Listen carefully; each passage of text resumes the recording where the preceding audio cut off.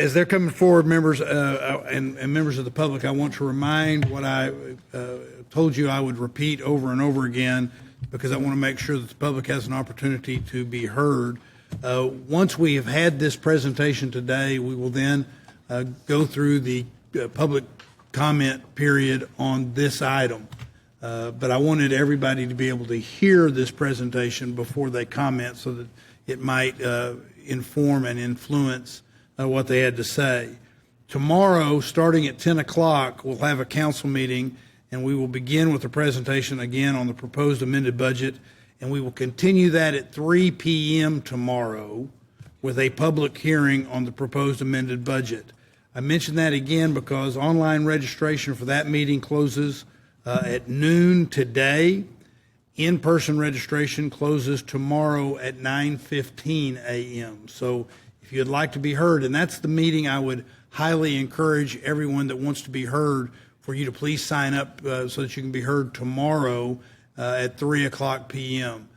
We will also have a meeting on Thursday. But it's a full council meeting where one of the agenda items is the budget. So tomorrow is a good opportunity to be heard, and I encourage everybody to do that. Also, council, I'll remind everybody that with this abbreviated mechanism we have for passing the budget, we're still shooting for a target of 10 a.m. tomorrow for proposed amendments. 10 a.m. tomorrow for proposed amendments, so that we'll all have a chance to look at them before the Thursday meeting, and of course our professional staff will also have a chance to look at them and give us any input, including financial input.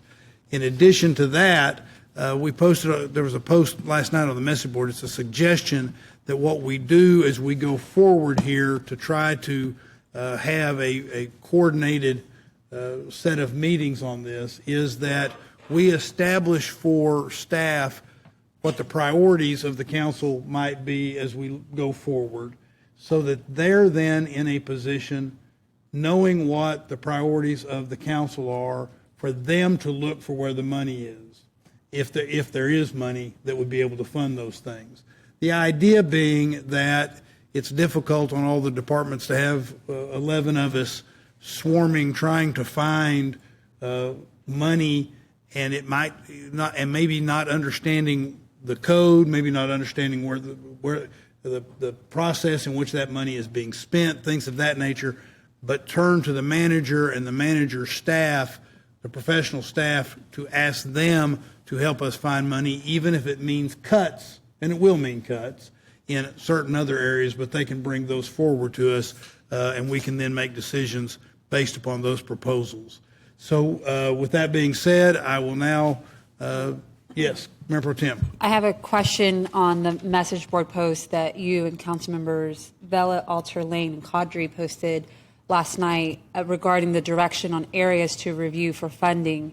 And so I don't know if I should ask those now or gain insight from you all on the direction you're providing, or if I should wait till after the presentation. Well, then why don't you try it now? And if we need to have a presentation, I'll defer to that.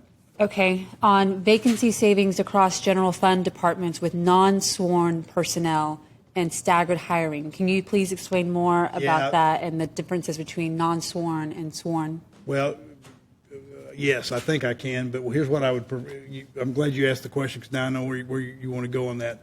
That is one of the things that I have encouraged. I've been encouraging people to not try to determine where the money is going to come from until they can make recommendations. And that is a perfect example of that, how you would define certain terms there. Now, I think that the definition of terms is, if you're a sworn officer in one of our departments, then that would not be included. It would be vacancy savings that might be there for people that aren't sworn officers. They are civilians, I think, is the easiest way of saying that. But again, that's why I would prefer that the professional staff come back with how you could actually even use vacancy savings, because there's some lack of clarity about how that even returns money. Right, and I appreciate the direction that you're providing to staff, but I'm just trying to understand the intention with narrowing the vacancy savings to non-sworn versus sworn. I mean, just knowing our vacancy rates across the sworn departments, and so wanting to have a full consideration of what that might look like. Vacancy savings, of course, is just a one-time Yes. area for us to pull money from, recognizing that that is where funding is available for 1 year. And so I just want to understand what are all the options on the table, and if we're providing direction to staff, wouldn't it be, wouldn't it help us in having a robust consideration of all the different areas where we could pull funding from? Yeah, and that is, again, I want to go back to the way I was saying that at the beginning of this. I think that's the better, what you just said, maybe if I interpret it the right way, is the better approach, which is for us to establish within the confines of the proposal things we would prioritize maybe differently. In other words, our homeless services. If we as a council say to the professional staff, what we would prefer is to see more money in this proposed budget amendment going to homeless services or going to EMS. Mm-hmm. We put those out to you as priorities. Now, instead of us having a discussion about vacancies and whether or not that provides enough money to cover all those things, we're asking you to make recommendations to us about where those other cuts might come or savings might come. Whatever is the way to get the revenue to pay for it, mm-hmm. as opposed, and I think it's okay for us to say, and by the way, could we save some money on vacancies? Right. Do that, but it would be better for them who know the intricacies of those and those details to come back to us, as opposed to us thinking we're going to be able to find all of those and add it up to whatever. So. Right. No, I agree. I was hesitant, I'll be candid, about two things that you've asked. One is I'm hesitant for us to say, oh, and we're giving you direction on where to look for the money. Mm-hmm. We might make suggestions. Mm-hmm. Would this be a good place? But I would rather them bring it to us. And in talking with the manager, I think that they would rather that too, because I think they're hearing from departments and others that are getting phone calls.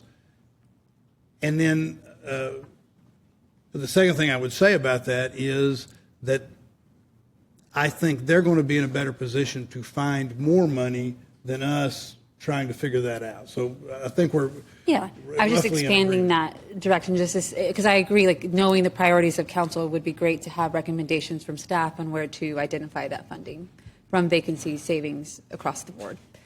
And the other question I had is contracts and general fund departments. Would this area that you all provide as direction to review for funding, would that be inclusive of FTEs? Yeah, it'd be across the board. Yeah. Okay. Again, I was probably the least, since I'm answering the question on behalf of anybody, if anybody of a sub-quorum, if others have something they want to say, you ought to feel comfortable saying it. But I was probably the least inclined to even put that in the message board post, because again, I think it would be better to say, here's a suggestion as opposed to direction. Mm-hmm. You guys bring back what you think would help us if we want to reprioritize what the manager has recommended as amendments to the budget. Very good. Thank you. Thank you. Councilmember Ellis. Just wanted to add in a very quick point on the topic around vacancy savings. We brought in item number 76 that speaks to this. It's a compilation of a couple of different strategies that I've seen work through budgetary processes over the years, and one of them is about vacant positions.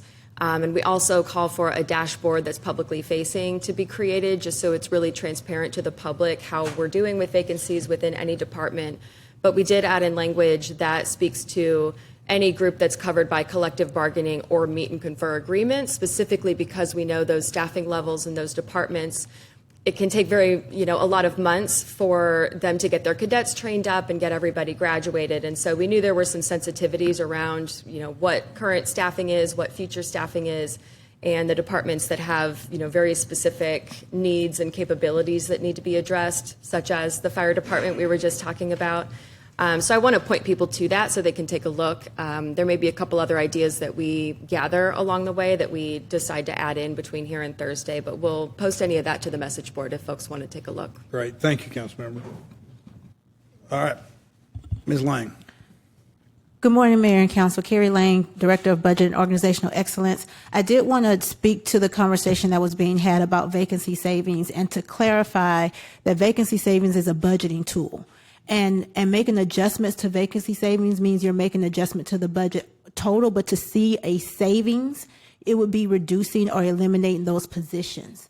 And so there's a conversation that I think we need to make sure we have to understand that you won't necessarily see reductions from vacancy savings, but you'll just see how the budget is adjusted. And so if there are positions or areas that you want us to look at, we'll look at those areas, but it will likely be a conversation of what positions would be reduced or eliminated in order to generate a level of savings. And again, what we'll do is we will have a presentation by the staff, and then we will go to public comment.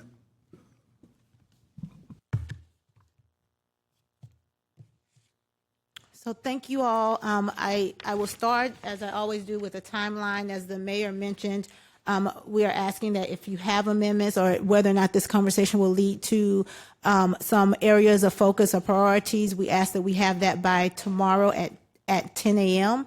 And then another work session will happen tomorrow, as well as a public hearing at 3 p.m. tomorrow.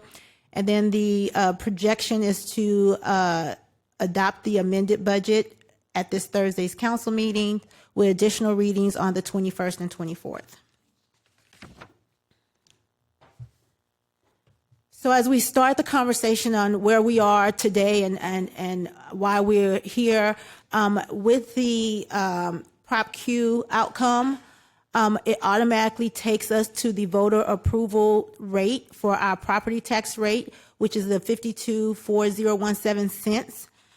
This reduces our general fund revenue for fiscal year 26, $110 million. And so we're here to have this conversation on how we will balance the general fund going forward with that reduced revenue. Wanted to note that our debt service rate is not changing. As you all know, the tax rate is made up of the maintenance and operations rate as well as the debt service rate, and the debt service portion of our tax rate will not change. So when we sent out the memo on the 7th, we had a discussion on what the recommendations were, what the changes were for the budget. And there was a color-coded amendment or attachment available for that memo.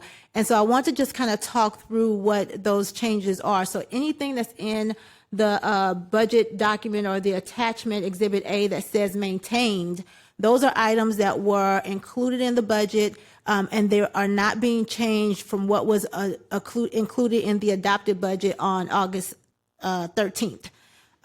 They are revenue neutral items or have no general fund revenue impact. And so those items are in black in Exhibit A. What we wanted to focus on was really working on restoring general fund balance. So as I mentioned, there was with the reduced revenue of $120 million, we had to make some adjustments to reduce our expenses at that level. And in order to do that, what we did was eliminate the transfer to reserves. It was, as part of the adopted budget, there was a $40.5 million transfer to reserves. We reversed that or eliminated that. We also restored, if you remember in the proposed budget, it was a $14.1 million transfer from reserves to the general fund in order to help us balance for this fiscal year. In addition to that, we have identified reductions, appropriate reductions from the approved budget across several areas, and we'll walk through those reductions over the next several slides. The next two slides really walk through how we compare the proposed amendment budget versus the approved budget. And this is at a very high level, at the department level, showing the changes for each department compared to the approved budget to the amended budget that we presented or we put out on the 7th. And I want to make note of one in particular. I think there's been some questions about the Homeless Strategy Office, their operating budget. That change that you see there that indicates a $3.6 million increase is because of the $5 million budget for the marshalling yard that has been moved into HSO, as well as the reduction of those 12 programmatic and support staff that was a part of the approved budget. And so that $3.7 million that you see there is the net change for the operating side of the Homeless Strategy Office. And then we also have a breakout of all the changes that you'll see in the social service contracts. Earlier, I think we showed that as one line item of all the social service contracts. We wanted to make sure we broke it out by department so you could see the change per department. This next slide looks very similar, but the numbers are a little different because we are showing the proposed amended budget compared to the fiscal year 25 amended budget. So budget over budget year, fiscal year over fiscal year, what would these changes look like? It is a $58.4 million increase overall to the general fund departments, a 4.1% increase. And again, it shows the differences that you'll see for each of the departments compared to the previous fiscal year.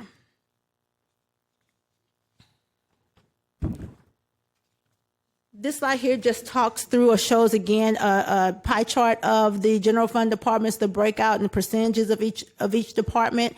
We talk about this every year as we talk through the budget, showing the portion that is public safety compared to the other community services, as well as the social service contracts. And then, of course, we have our transfers and others that just looks at how we support our support services and internal services funds in the general fund.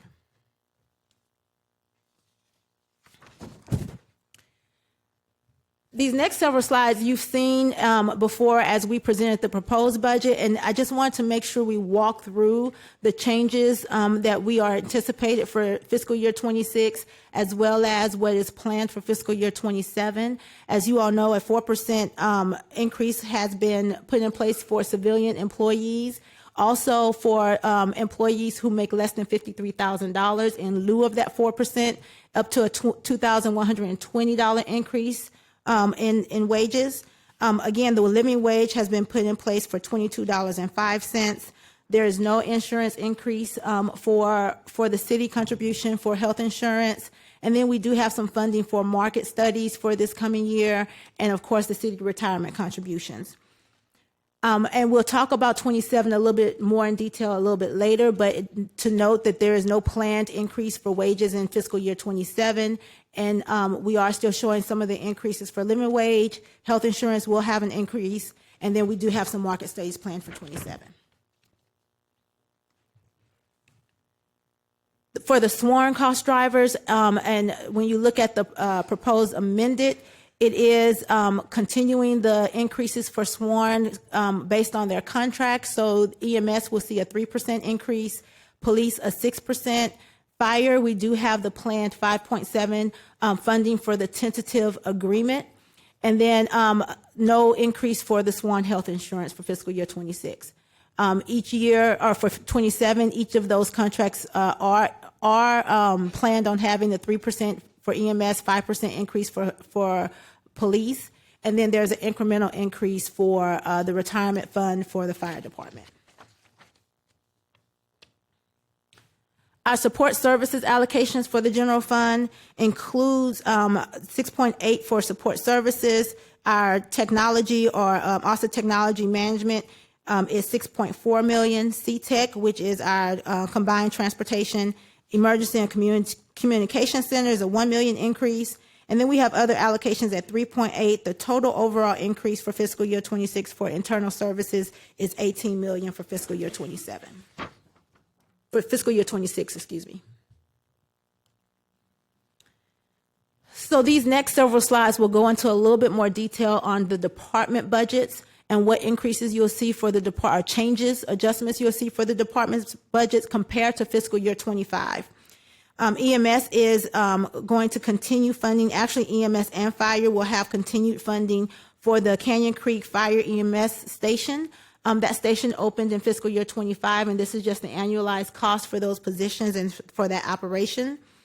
Fire, we continue to have the $8.3 million reduction in fire overtime, as well as fire has received wage adjustments for the tentative agreement that will be put in the fire contract as well, and then the $280,000 for wildfire shelters and equipment for fire.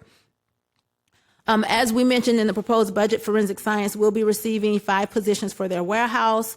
Municipal court is seeing a reduction overall as the elimination of positions based on the Travis County interlocal agreement on booking.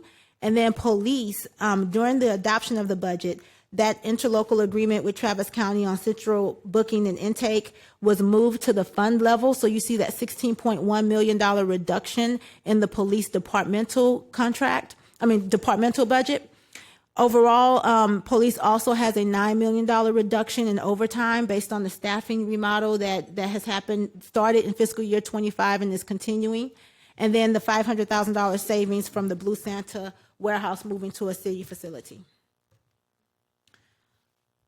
Looking at the Homeless Strategies and Operations Department, we also have the $5 million that we have mentioned based on the certified tax roll, that $5 million of additional revenue that is going to fund the marshalling yard. In fiscal year 26, we also have the $3 million from the Housing Trust Fund as a one-time funding to get the full funding for the marshalling yard. $3.5 million is for continued operations of the 8th Street Shelter, as well as 12 new positions for outreach in the Homeless Strategy Office. Housing is $3.7 million in the Housing Trust Fund for housing vouchers, local housing vouchers. There are some changes or adjustments in the Housing Trust Fund in regards to their tax and estate planning. There's a $540,000 budget for that, and then as well as a elimination or reduction of what was planned for Housing Trust Fund for displacement mitigation plans. Those funds have been identified in the Housing Department's CIP fund to use to fund that displacement mitigation plan, and then the emergency rental assistance. There was a planned $400,000 additional investment for this fiscal year, and that has been removed. For the planning department, it was proposed to have 2 positions. For fiscal year 26, we've changed that to 1 position.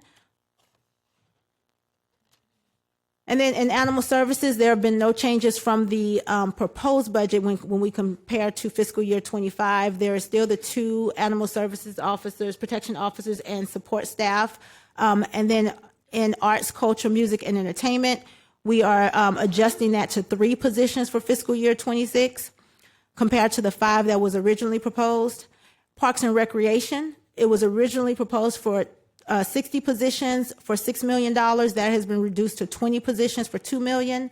Continue to have funding for the 20 positions that were received in fiscal year 25. That's annualized funding for those 20 positions at $517,000. And then there is the new investment compared to last fiscal year for maintenance for youth athletic fields, and the 2 positions for Colony Park pool and aquatics facilities. Our libraries will receive additional funding for security staffing, as well as funding for materials acquisition.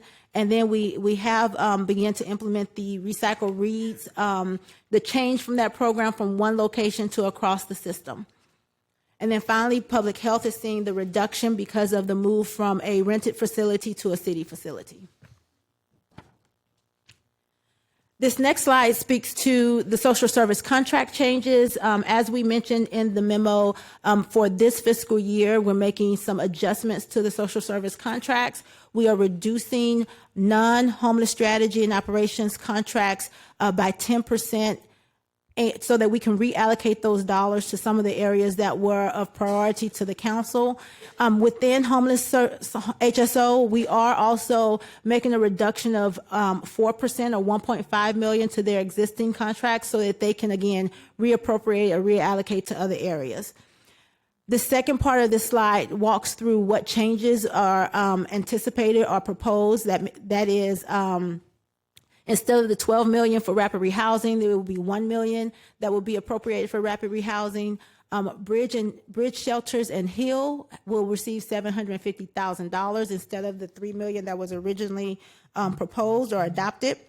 There is $650,000 for rapid rehousing. That is for those positions that were in community court that was previously funded by ARPA. Those will now be funded through the general fund. And then diversion is $500,000. There's $500,000 also for navigation. And then the Charlie Center will receive $27,000 for the showers. Other changes in the social service contracts will include $500,000 expansion for Sobering Center, as well as the Family Justice Center is proposed to receive $250,000, and then $500,000 for readiness for reentry to the workforce. The reductions or the changes in the non-HSO social service contracts, we're looking at those as across the board changes, and so it's not going to be for one specific contract, but we'll evenly disperse that 10% reduction across all the contracts. So when we look at our reserves, as I mentioned earlier, we reversed the $40.5 million transfer to reserves that was included in the approved budget. We are using $14.1 million of reserves in order to help balance the fiscal year 26 budget, as well as when we look at what is allocated in the budget stabilization reserve fund, we did include the $600,000, or excuse me, what was reversed was the $600,000 for landlord engagement, the homelessness prevention, as well as the workforce reentry. Those were all part of the one time. Some of those items have been moved to ongoing for fiscal year 26. And then for maintaining some of the one time is the reappropriation of the $898,000 in fiscal year 25. It was $1.2 million. The Capital Delivery Services Department used a portion of that, but we reallocated the $898 to continue to plan for the bond program. And then the continued second half of the Fire Cadet Academy that was begun in fiscal year 25, and then finally the continued replacement of the self-contained breathing apparatus for the firefighters. We'll continue that replacement in fiscal year 26. So continued conversation on our general fund reserves. As you can see, the general fund reserves is at $233.2 million. That's the budgeted year-end reserves balance that we're anticipating. That's a 15.7% reserves compared to, we would need another, or it is $19.1 million below the 17% reserve policy that we have.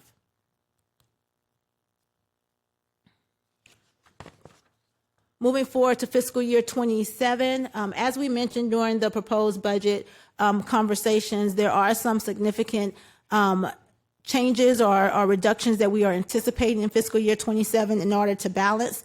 That includes $16.8 million reduction in the social service contract funding.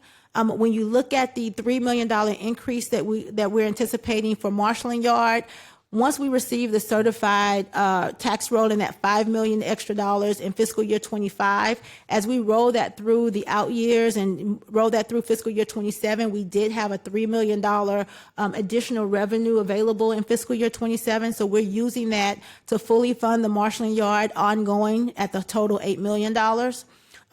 For fiscal year 27, we are not anticipating civilian wage increases.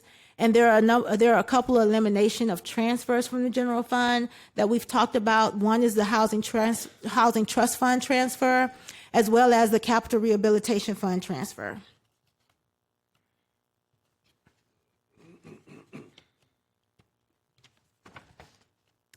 So this next slide is our chart that we show each year of our conversation about the budget. This is our forecast, our updated forecast based on the amended proposed. We would be balanced in fiscal year 26 and 27. We do begin seeing a deficit in fiscal year 28 of $30 million, which grows to 37.4 by fiscal year 30. And then finally, we have our major rates and fees, and this shows all of our rates and fees from our major enterprise departments, as well as what we anticipate on the property tax bill. With the change of us going back to the voter approval rate, you see that the increase for fiscal year 26, particularly on the property tax bill, is $8.73 for fiscal year 26, and then there's another increase on fiscal year 27 planned of $13.74. With that, I'm happy to answer any questions. Great. Members, my suggestion would be that we go ahead to public comment. Hang on to your questions. Think about them, simmer on them, and we'll hear first from the public, and then we'll come back and have our full discussion. Great, thank y'all, if that's okay with y'all. Good, thanks.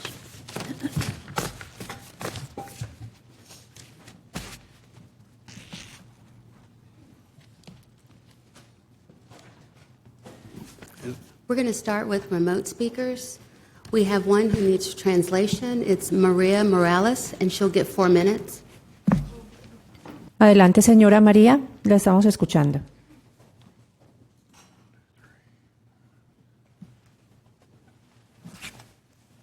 Buenos días. Buenos días, adelante. Mi nombre es María Morales y solo quiero pedirles, por favor, que voten por el artículo 113. My name is Maria Morales, and I'm going to ask you please to vote for the item 113. Para un plan o programa financiero para la aseguranza de inundaciones para ayudar a nuestra comunidad. For a plan about insurance, flood insurance that can help our community.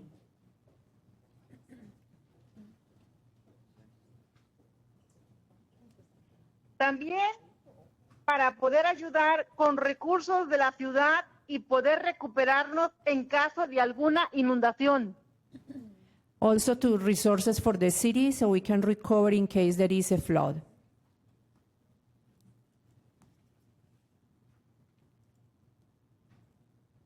Todos, por favor, a voto del artículo 113. Please vote in favor of item 113. También por el artículo 115, para poner pólizas. Also for item 115, to establish policies. Para poder ampliar los programas antidesplazamientos y educación financiera. So we can increase the Necesitamos programs. protección. So we can increase the programs about anti-displacement, financial education. We need protection. Todos los propietarios para prevenir el desplazamiento de las familias de bajos recursos. So we can prevent the displacement of families that have low income.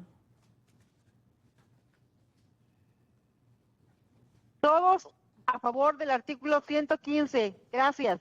Please vote in favor of item 115. Thank you very much. If I can share with the caller, María, muchas gracias por llamar. Ya aprobamos el programa para la inundación, seguridad para la inundación. So, ese ya está aprobado para el concejal. También el programa de antidisplacement. Yes. I supported Ms.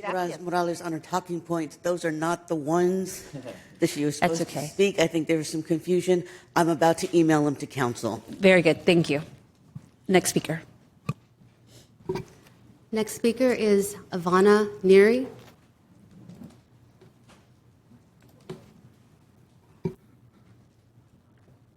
Hey everyone, my name is Ivana Neri. I am Senior Director of Partnerships at Up Together and a resident of District 4. I'm here today on behalf of Up Together and our members to ask you to maintain the city $1.3 million investment in the Family Civilization Grant Program. You have funded this initiative for 2 years, and it is delivering urgent, tangible, and measurable results Since 2018, with your support, Up Together has distributed over $20 million to more than 8,000 households, families earning under $30,000 a year, many of whom are severely housing cost burdened. Your investment has helped them stay housed, reduce debt, care for their children, and avoid crises that ultimately cost the city far more. In our most recent cohort, 96% use the cash for basic needs like housing, food, and caregiving. 44% of those behind on rent caught up within 6 months. Beyond the numbers, we have seen families avoid eviction, keep stable employment, and reduce financial distress, outcomes that cost the city far more than if they were not addressed early. This program is efficient, community-centered, and proven to stabilize families before they reach a breaking point. Yet, the draft budget proposes cutting the funding entirely. This will leave nearly 100 families behind without support at the time when Austin affordability challenge continues to rise. It will also undermine the local authority we worked hard to protect during the last legislative session. If you're serious about long-term equity, housing stability, and trusting Austin residents to make the best decisions for their families, we cannot walk away from something that's actually working. I ask you to restore the $1.3 million for the Family Stabilization Grant. Thank you. Next is Hamila Foster. Hello, my name is Halima Foster, and I am calling just in general with concern over the budget and the fact that you guys created a budget assuming that the voters would allow that large of an increase of their tax rate. It seems counterproductive, and it definitely you should have created a budget with the existing budget constraints instead of expecting us to give you an extra $110 million and make up whatever shortfalls you've had. Also, I'm just really curious where all this money is going. I get y'all have been giving some breakdowns, but it seems that the city is definitely due for an audit. The city manager's budget recommends cutting $38 million from social services and lacks transparency and specificity that the voters of Austin want. What must be funded are the city employees, harm reduction funding, the Office of Police Oversight, increases to inclement weather disaster response, rapid rehousing, permanent supportive housing, and rental assistance. Fully funding EMS, workforce reentry development, trauma recovery center, the Williamson Child Advocacy Center, family stabilization grants, legal and mental health support for immigrant community. What can be reduced? The police contract, taking back 1/2 of the vacancies from the police could free up considerable money for EMS and social services. I also just wanted to point out when the argument is made that you're constrained from taking that money from the police contract, there is a clause in the police contract that allows for the contract to be renegotiated. Thank you very much. Next is Sol Praxis.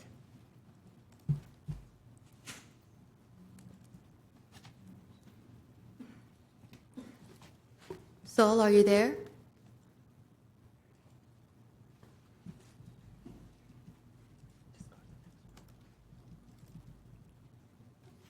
Jennifer Robichaud.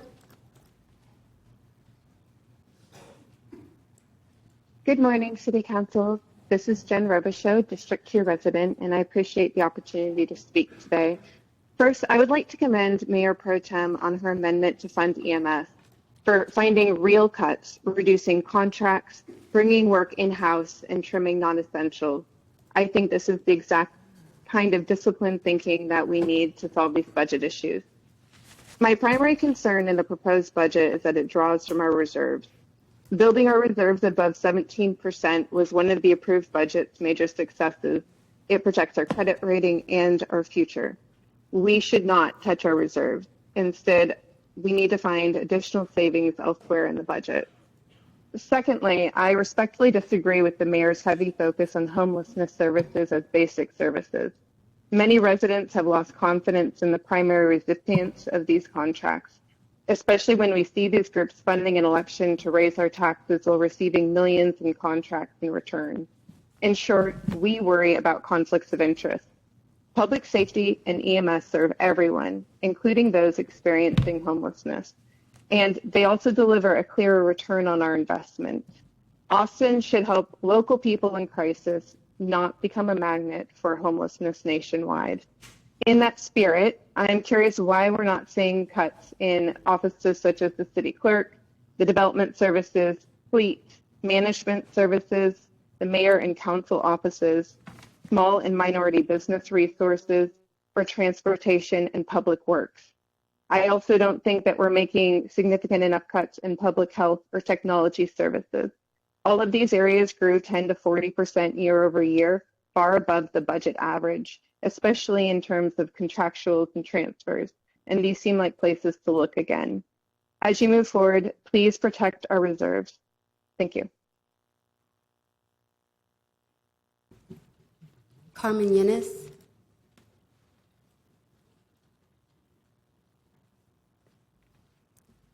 Carmen, are you there?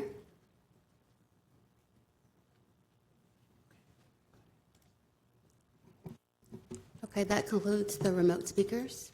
We'll start with in-person speakers next. Aloki Shah, Trey Salinas, Mel LeBlanc. If you can make your way up to the front. If your name's been called, please come forward and grab a seat, and you can begin when you're ready. Please, just state your name for the record. Hi, I'm Aloki Shah, and I'm the president of the United Workers of Integral Care and a frontline mental health provider. I'm here to ask that in the final fiscal year 26 budget, you do two things. First, make no cuts to Integral Care contracts, and second, provide permanent funding for 24/7 EMCOT. Integral Care is not an add-on. It is a core public safety and public health infrastructure.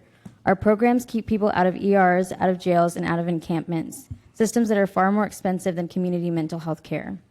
Right now, there is a proposed 10% cut to social service contracts and a 4% cut to contracts with the Homeless Strategy Office, and we still have no clear information on which contracts are affected.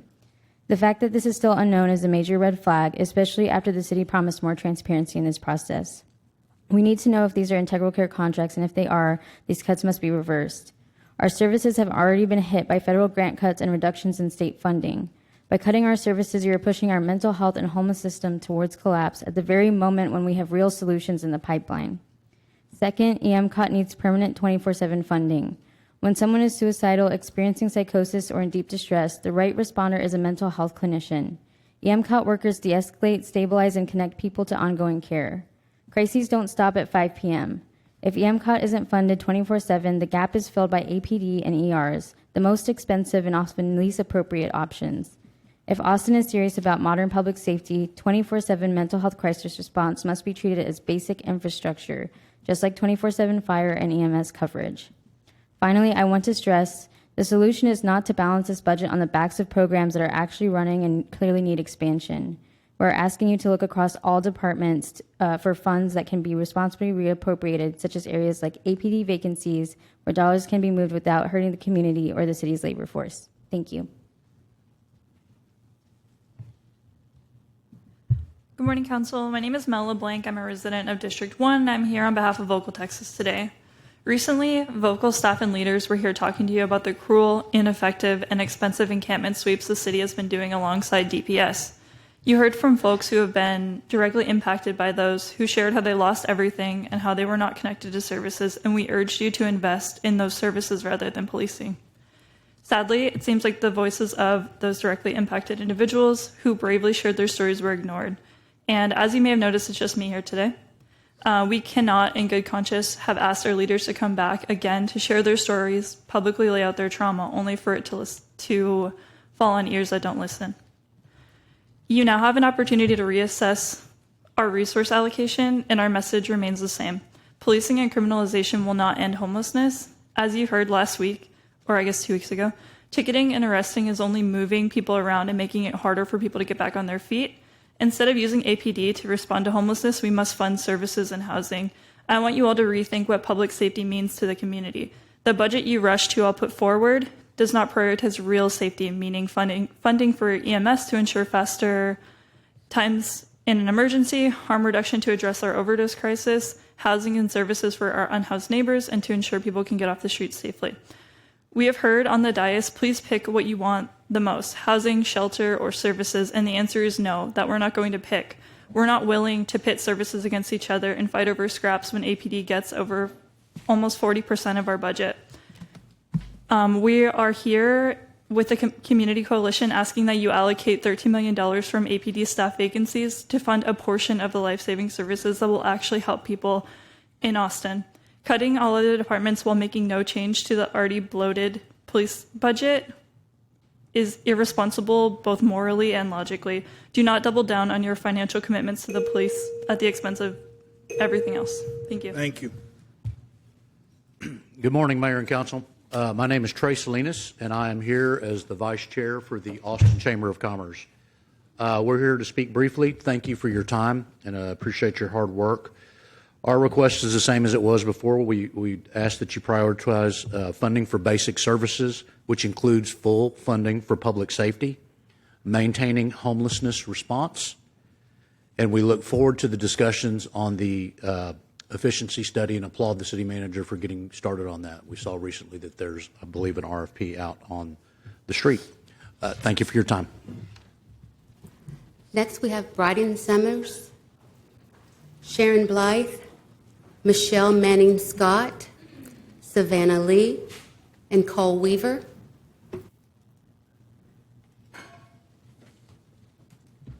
All right, good morning, Mayor and Council. I'm Bryden Summers. I'm the president of AFSCME 1624, the Union for City of Austin and Travis County Employees. I want to bring to you today our union's goals for this budget process. After the failure of Prop Q, our executive board convened and set the following 5 priorities. 1, no RIFs, no reduction in force, not this year, not next year. Our members' livelihoods and the services they provide to our community are of paramount importance.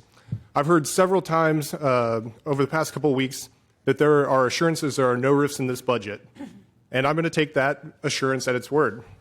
And if the goal for getting through the financial squeeze and organizational changes that are coming up is about efficiency and not reducing our workforce, then we're on the same page. But if that's not how things unfold after this budget is passed, we will be looking to City Council for accountability to make sure we hold true to the budget that you actually adopt. 2, we want the progressive COLAs, the 4% across the board with the $2,120 for people under $53,000. We appreciate that that's been in the proposed budget. I want to point out that this is really a historic change for our city, where we're finally paying the people that make the least amount of money more in the raises. We'd like to see that in coming years. Also, I want to strongly emphasize that a 0% cost of living raise next year is not acceptable. 3, we'd like to see the bad weather pay and the stipend for workers ineligible for telework included back in the budget. Those people deserve that compensation. They've been working a lot of difficult jobs for a long time. 4, we'd like you to evaluate where the city can find money from the police budget. In a time of financial crisis, serious budget deliberations mean looking at the department with over 30% of the budget. How can we find ways to ensure that they maintain a high level of operation, but we can also divert some of that money to critical services? And 5, public servants must be good stewards of public dollars. This starts at council offices, it starts at the city manager's office, and it carries to every department. Let's look at unnecessary services. Let's invest in our workforce, because if we're looking for efficiency and optimization, we're going to get it through our workers. So we've got 2 priorities that we see in the budget. We think we could get to 3rd if you look at the other ones. So we're really hoping that you will explore those this week. The city is counting on you to maintain the Austin that we all care about. Thank you. Good morning, y'all. Thanks for having us. My name is Savannah. I'm the Director of Policy and Operations at Equity Action, and I'm a resident of District 1. In a November 6th statement, Mayor Watson mentioned that the failure of Prop Q translated to an ask from voters to return to basic services and basic budgeting. While I see the voters' mandate differently, if I follow the logic provided, I simply can't see spending nearly 40% of the city's available revenue on police funding as basic budgeting.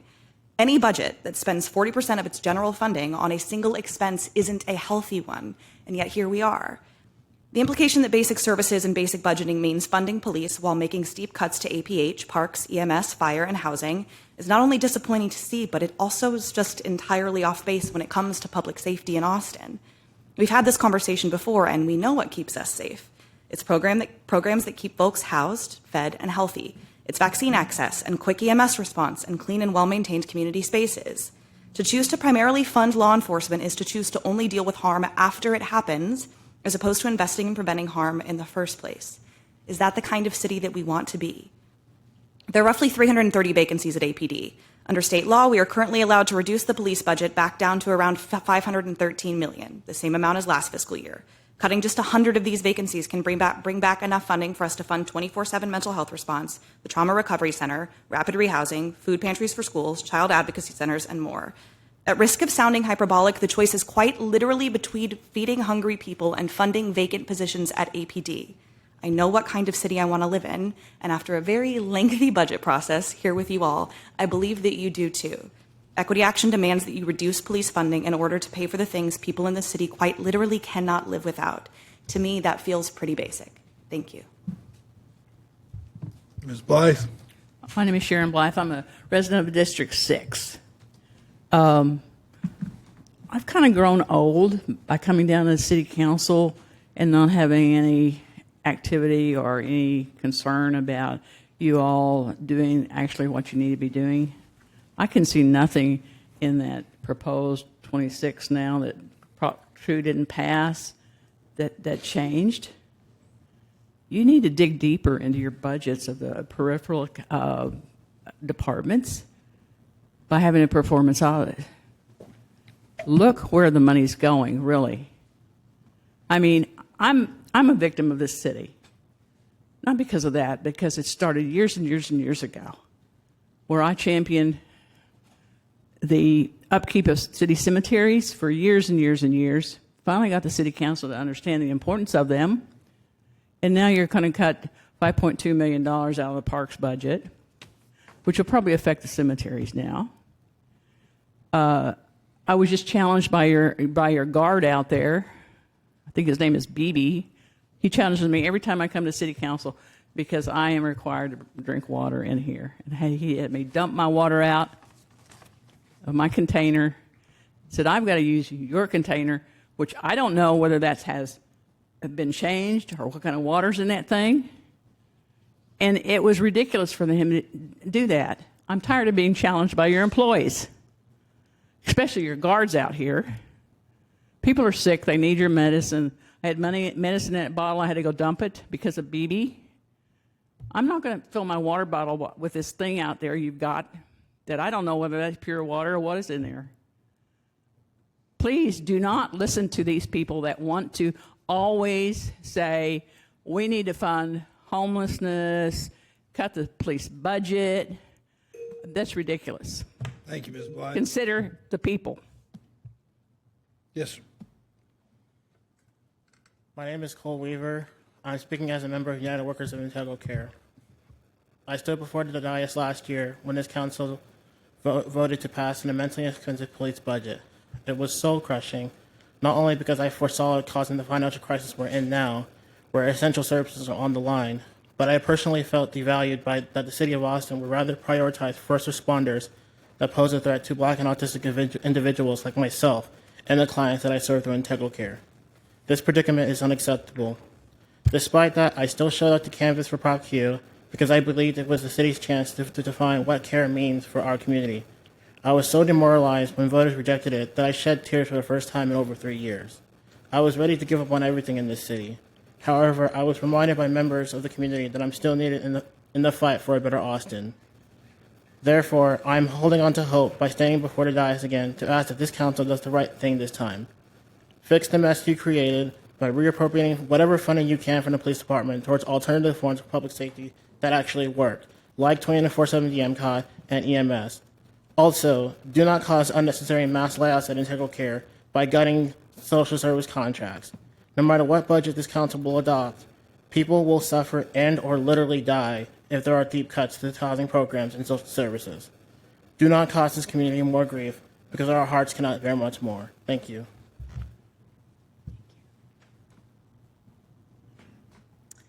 Good morning, Council. My name is Michelle Manning Scott, and I am a resident of District 7 and a member of Undoing White Supremacy Austin. I support reclaiming the proposed increase to the police budget as allowed by state law in order to restore funding to the many core social services that are now being threatened with cuts due to the failed TRE election. I was one of many who stood before Council but a few months ago to advocate for the continued funding of the family stabilization grants that so many Austin families were using to remain solvent in these perilous times of severe government defunding. Now that this revised budget proposal strips out all funding to this program, the progress these families were making toward financial solvency will abruptly come to an end. This is but one of the many disgraceful failures that will occur due to the sham of doomed options the people of this city were forced to choose between. It is the vulnerable, the poor, and the oppressed citizens of this city that deserve the funds earmarked for the safety net of services this budget was supposed to provide, not the police. In the words of the highly esteemed human rights attorney Brian Stevenson, who perhaps not so coincidentally spoke at our renowned Paramount Theater here in Austin just last night, quote, "The opposite of poverty is not wealth. The opposite of poverty is justice." End quote. I urge you all to use this moment as elected servants of this city to let justice prevail this time. Thank you. Thank you. Next, we have Lisa Serrano, Susanna Alamaz, Mary Elizabeth, Noe Ellis, Crystal Erickson Collins. If your name's been called, please come forward. Ms. Almanza, you can go ahead and begin. Good morning, Mayor and City Council members. I'm Susana Almanza with Poder. First, I would like to thank Councilman Mark Duchin for taking a stand with the people and voting against Prop Q. Prop Q would have increased the displacement of low-income and people of color. The 20% tax rate would have negatively impacted owners, renters, and small businesses, and especially low-income and people of color. Fortunately, Austin residents realized the negative impacts of Prop Q and defeated the measure. Council needs to listen to the public about reducing spending. The tax rate has already been set. The tax bills can be sent out without adopting the budget, and the budget can be amended by City Council at any time, so there's not an impending crisis. Let's address the solutions to funding all essential programs and/or projects for Austin residents. The following are solutions. 1, the capital project Cap and Stitch already has significant funding in the 2026 budget. The $41 million for work on the foundation pillars should be halted. Proceeding with this project would run the total cost over $1 billion. Cap and Stitch should be canceled. Number 2, council members should need to cancel the rail project and its tax authorization. Council needs to suspend the transfer payment to ATP and the city's own slice of the pro-con tax supporting the rail project. You should create a new authorization that would fund citywide on-demand microtransit service and its integration with funding expansion of the rapid bus system. 3, council members, you can also reverse the course of the convention center. 4, the Congress Urban Design Initiative is another frill you should review. Is it really an essential project? The other thing is you need to freeze your own raises. Thank you, and let's work together. Please, ma'am. Please go ahead. Hello, my name is Mary, last name Elizabeth. I live in District 1, and I'd like to tell you what I've observed about homelessness. I am not homeless. I've known a man who is not housed for 3 or 4 years. He's white, he's in his 50s, blonde, he's a little guy, he's not much bigger than me. He's upbeat, friendly, he has a speech impediment, he walks with purpose, he has an old ankle injury so he limps some of the time. He's always pretty clean, he's not shabby, his clothing isn't torn or dirty. He's been stable, which is remarkable because he's been living in a homeless camp. He has maintained sobriety over the 3 or 4 years I've known him, after a long period of alcoholism and substance abuse. He wants to get his driver's license back, as well as housing. He gets occasional odd jobs. About 2 weeks ago, the homeless camp was cleared out by Austin Police Department. This was requested by a developer who had just bought the land. All of the people living in the camp were taken to jail. They were there for 2 days. When David came back to the camp, he found debris from the residents all over. Everything he had was missing, and all the trees had been cut down. Thank you. Appreciate your being here today. Yes, ma'am. Hello. Hello, my name is Christelle Erickson Collins. I'm a member of Undoing White Supremacy Austin, but I'm speaking today on behalf of myself. Austin is a deeply unaffordable city, and the decisions you are making make it more so. Your proposed amended budget does not make sense. It cuts services that help people afford to live here, like the family stabilization grants, while at the same time increasing the police budget more than is required by HB 1900, when they can't even fill their vacancies. This is nonsense, since you will not be able to reduce their budget in the future. Thus, more and more of the budget goes to bloating policing versus community services, decreasing the quality of life and making it less affordable. What makes us safe? When folks have stable housing, we are more safe. When they can get response from EMS or Austin Fire Department, we are more safe. When they get mental health services, we are more safe. When we have accountability through the Police Oversight Department, we are more safe. Austinites have spoken to this at every budget hearing. Lastly, please be fair in your budget and line item the Native American Cultural Center and give it parity with the others. Thank you. Thank you. Can I add one statement? I'm sorry, ma'am, your time has expired. Next, we have Carlos Pignon, Valerie Minyard, David Cruz, Darlene Lewis, Jennifer Desvito, and Susie Chase.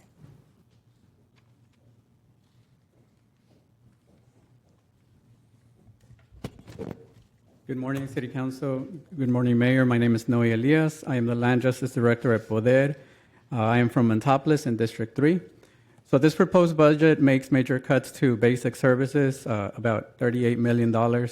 I believe that housing and affordability is what needs to be addressed, and our workers and their families need to be prioritized.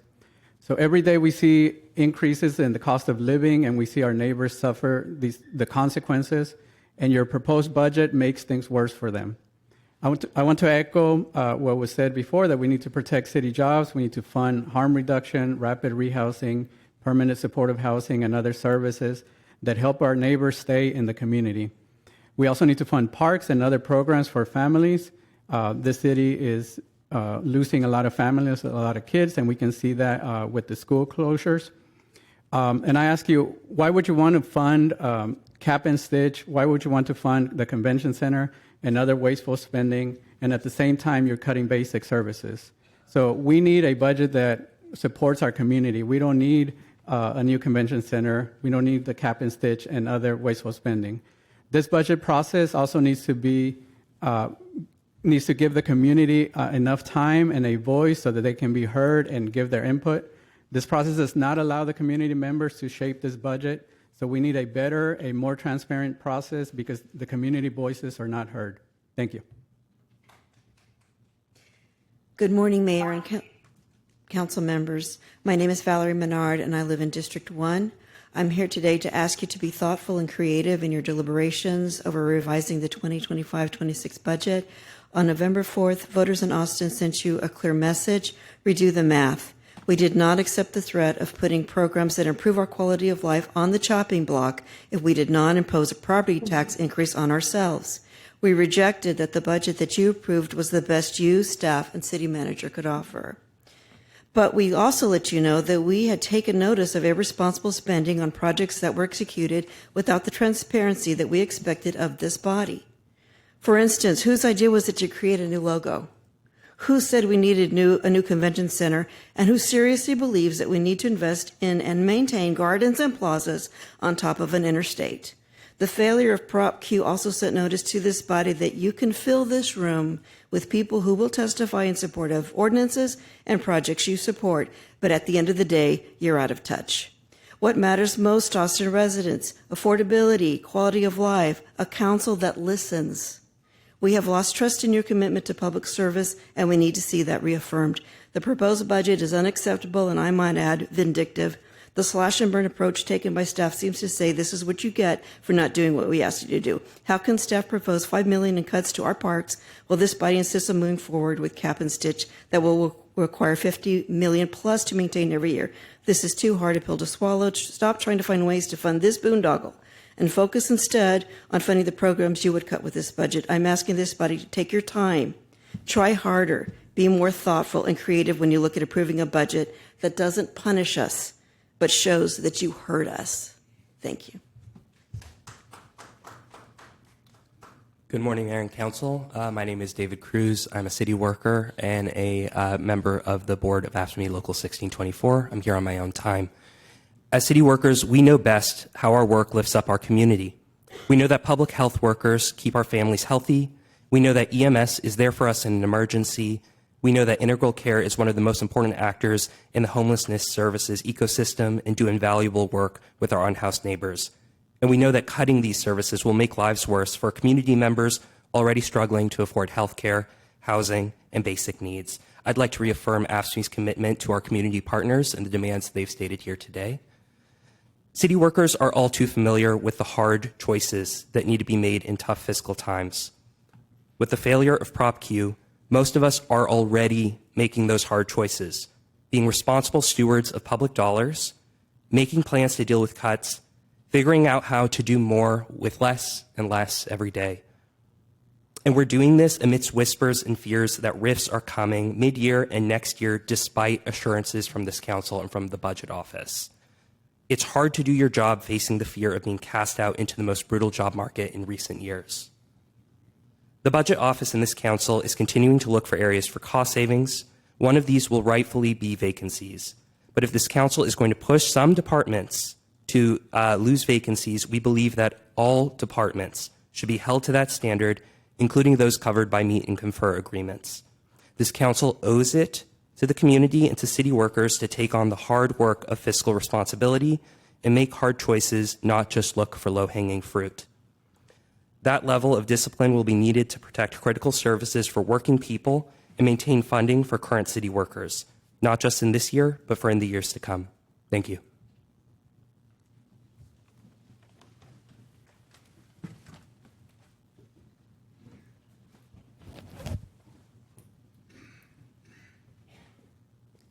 Good morning, Mayor, Council. Thank you for the opportunity to speak. My name is Darlene Lewis, and I'm the Chief Operating Officer at the Williamson County Children's Advocacy Center. At the Children's Advocacy Center, our mission is to provide hope, healing, and justice to children and families who've experienced physical and sexual abuse, witnessed domestic violence, and endured traumatic incidences such as a child's death or gun violence. We're available 365 days a year, 24 hours a day, 7 days a week, providing evidence-based trauma-informed services. We're codified by state law, including that one Children's Advocacy Center per county, and we coordinate directly with our law enforcement, DFPS, prosecutors, through our MOU and working protocols to assure that every child receives comprehensive child-centric response. The Williamson County Children's Advocacy Center provides critical services, including forensic interviews where a child can tell about the intimate details about their abuse, medical exams where we are able to collect evidence and document crimes that have occurred, as well as providing ongoing mental health services to a child to ensure that the child understands that they're okay and not everyone can tell what's happened to them by looking at them. And also long-term family advocacy, providing education and recognizing reporting, body and internet safety programs to our children K through 12. The City of Austin's population within Williamson County includes more than 70,000 residents, and it's very comparable to our other large cities and areas that we serve. It's important that every year that hundreds of children and families from Austin, they rely on our services, and we do this in cooperation with Austin Police Department and DFPS. The city's support is a vital role in maintaining our service quality, making sure that we have highly qualified teams that can respond to these types of abuse. These funding from the city would ensure that we have the sustainability to ensure that those services for our children, for forensic medical exams and mental health services. We respectfully request this Austin City Council to include the Williamson County Children's Advocacy Center in the city budget. Thank you. Mayor, may I have a point of personal privilege? Sure. Thank you. Darlene. Yes. I want to thank you for coming out today again. I know it is, you've been here a number of times making the same request. I want to thank you for opening your center for me to tour, and I know that that invitation is open to any council member who would like to see firsthand the services being provided. And for those of you who don't know about the incredible work that this center does, helping children who've been abused receive the justice they deserve while minimizing the risk of being re-traumatized and providing lifetime support to those families. I personally was very surprised to see that the funding for this agency was cut again, even though 10% of the children served have Austin addresses and a full 60% of my district resides in Williamson County. Meanwhile, the Travis County counterpart, the Center for Child Protection, has already received $2.2 million over 5 years for the same purpose, and a contract for the next 5 years was just renewed. Colleagues, this is for you. You heard that right. 10 years of stable funding for compassionate, effective collection of evidence in Austin's Travis County child abuse cases, while funding for the Williamson County counterpart is slashed to $0 once again, leaving Austin as the only city in Williamson County that fails to support the center. Darlene, and everyone who can hear me right now, I assure you that restoring this financial support is a top priority for me, as it should be for all of us, because effective, compassionate investigation of the abuse experienced by Austin's children should not depend on the county in which they reside. Thank you for coming again. I know that you will continue to do so as often as is necessary, as well I will also continue to speak out on this issue. Thank you. Thank you. Good morning. My name is Jennifer Desvito, and I'm also at the Williamson County Children's Advocacy Center. I'm the Chief Program Officer, and I appreciate the opportunity to talk. We work very closely with Austin PD as well as DFPS and prosecutors to make sure every child receives a coordinated response and timely support.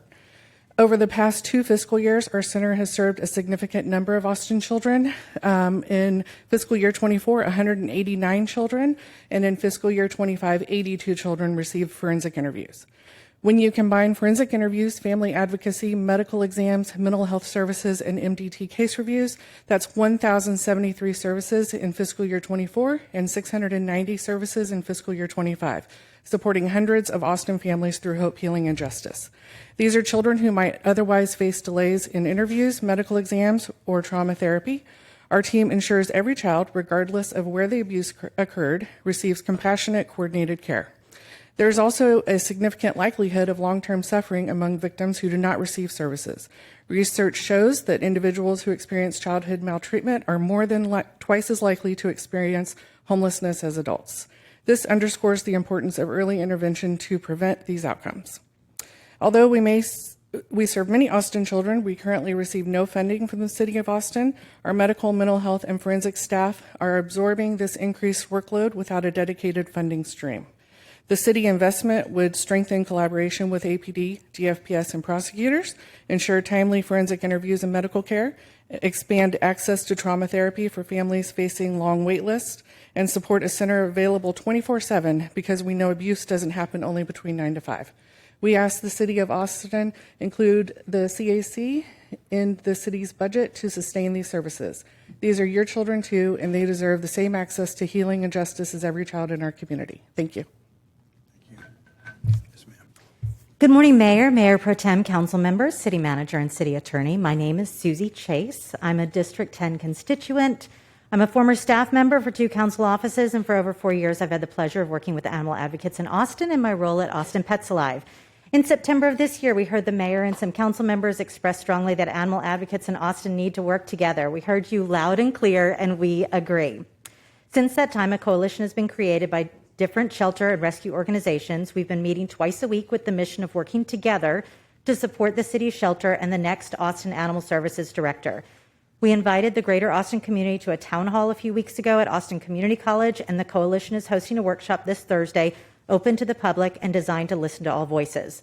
I'm speaking on behalf of the coalition about the proposed budget because we are respectfully asking for this budget to include the restoration of the life-saving programs at Austin Animal Services that were approved by Mayor and Council in 2011, but have been removed over the past 5 years. Additionally, we collectively support the $218,000 salary for the next Animal Services Director in this budget if and only if that person has experience in an open intake no-kill shelter, and if everyone in the community is invited to open meetings to listen to the finalists for this high-profile position that will directly impact Austin's animals for many years ahead. And speaking on behalf of Austin Pets Alive, our nonprofit is always looking for opportunities to support the people and pets in our community who need the most assistance. Austin Pets Alive is once again joining the Central Texas Food Bank on Monday, November 24th for a drive-through food distribution event at the Delco Center. We will be prepared to provide pet food to over 750 Austin families, and Austin Pets Alive invites you to join us and volunteer on Monday morning. Please reach out to me if you and your staff are interested in joining us on Monday. And thank you for your time. We have a remote speaker back on the line, Carmen Llanes. Hello, this is Carmen Llanes. I'm the Executive Director for Go Austin, Vamos Austin, and a District 9 resident. Thank you, Mayor, City Council, Mayor Pro Tem, for your service in this difficult time of financial austerity. Thank you for making the space to hear us, and deep, deep gratitude to all of the first responders, social service providers, and other community helpers who have been making things work in this community when we do have shortages in the critical resources that we need. Equity is going to be so important in every decision that we make. I think it's so important for us to remember that this general budget is only one piece of the pie. You'll hear people talk about the convention center. You'll hear people talk about those pillars for cap and stitch that probably won't be funded by our government for many years to come. You've heard people talk about Project Connect, and a project that has shown no real improved transit for anyone living in North and South Austin, or areas where more and more of your folks have to commute because they can't live in the central city. And we will be redirected because today's conversation is really about this general budget, and it's just one piece of that pie. But the reality is that the referendum you saw in this vote represents the overall lack of trust and accountability and transparency, and the fact that the word affordability has run thin. It's worthless when we hear it over and over again and we don't see the votes to support it. So with that, I hope that you will consider those other pieces of funding. Take it seriously, lean in and ask your experts how to peel off the $500,000 here, the $2.5 million, which is a drop in the bucket of the $185 you transfer every year for Project Connect, and the $300 million we were promised for anti-displacement. Find 2.5, spend it in the 1 mile radius of the Project Connect line. You could spend it all on rental assistance, but take it seriously. Thank you, Ms. Llanes. Fill these pieces in.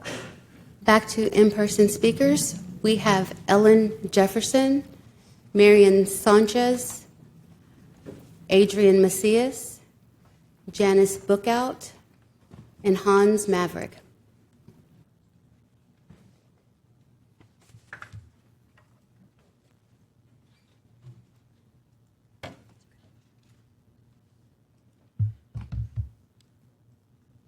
Whoever wants to begin.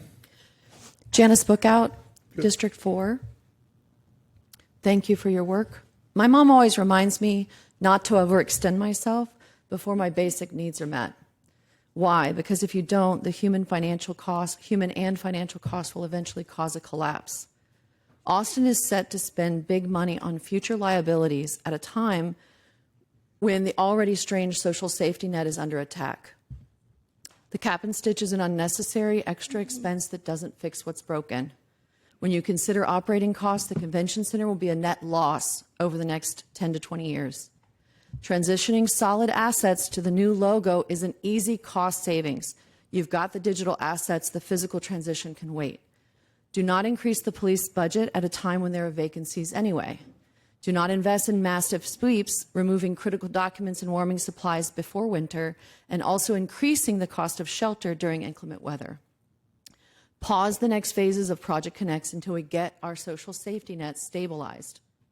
Countless studies show that investing in social safety net has a significant human impact and financial return. It reduces hospital admissions, reduces crime, gets people out of dependency on the system, and many other benefits you've heard about today. It's a net gain in the financial sense and, more importantly, in the human sense. 71% of the people here today, representing districts 1 through 5, are against the budget as written, and across districts, only 1 support it today. Beyond that, Speak Up Austin's survey of over 812 residents show overwhelming community alignment with the CIB's focus on the social safety net, and even more so among those experiencing low incomes. Over the next 4 days, Austinites will get to see where the real priorities of council are. Are they with the health and well-being of our people, or are your priorities elsewhere? Thank you. Yes, ma'am. Good afternoon, Council. My name is Marian Sanchez. I work in District 3 and I live in District 1. On behalf of Poder, I wish to first express our full support of public spending that actually directly serves our communities. Unfortunately, the city insists upon prioritizing non-essential pet projects while leaving crucial resources and programs underfunded on a $6 billion budget, no less. Putting forward Prop Q was fundamentally deceptive. It held these critical resources and programs hostage by threatening that failure to pass it would force the city to gut basic services, all while blaming federal cuts for your poor management of taxpayer dollars. Fortunately, Austin voters overwhelmingly said enough is enough, recognizing Prop Q not only as the intimidation tactic that it was, but more critically as the final nail in the coffin for many of our longtime residents and community members that are already on the edge of displacement. The reality that the majority of us live in is increasingly turbulent. Asking our already struggling communities to make up the supposed difference while squandering $104 million on the Cap and Stitch project, $1 million on a logo, and $1.6 billion on an outmoded convention center was unjustifiable and tone deaf. Once voters made their stance clear, you claimed you heard us. But the millions and millions of dollars in unwarranted cuts to social services, EMS, AFD, APH, and Parks and Rec that you're now proposing prove otherwise. Looking forward, I ask that the city works to mend its failure to maintain fiscal responsibility, and therefore our trust is your constituents. We are all being forced to live within our means. It's time that the city does too. Thank you. Yes, sir. Hello, Mayor and City Council members. My name is Adrian Macias, and I'm with PORTA. I am requesting that you not cut any essential programs. Instead, you should cut the following non-essential programs: the Cap and Stitch, the Rail Project, the new Convention Center, the Congress Urban Design Initiative, and you should not accept a raise. Thank you.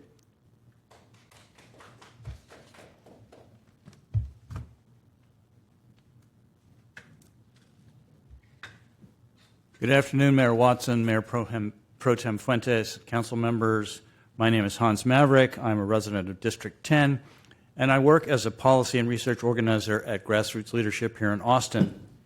This morning I read a story in the American Statesman headlined, "Austin City Council Faces Showdown Over Public Safety Cuts." I take issue with that headline and the story that followed it because it conflated policing together with EMS and firefighting as aspects of public safety. I listened to Brian Stevenson last night, as another speaker noted, and I think he would agree with me that we need to push back on the narrative that people who carry guns and tasers are a necessary part of public safety. What I have observed is that that aspect of public safety targets black and brown and poor people disproportionately people who are most in need of the support of the city. What I would like to see the city do instead, in light of the defeat of the tax rate increase, is a more humane and more cost-effective approach to funding, which is to choose to finance services that prevent people from getting arrested in the first place.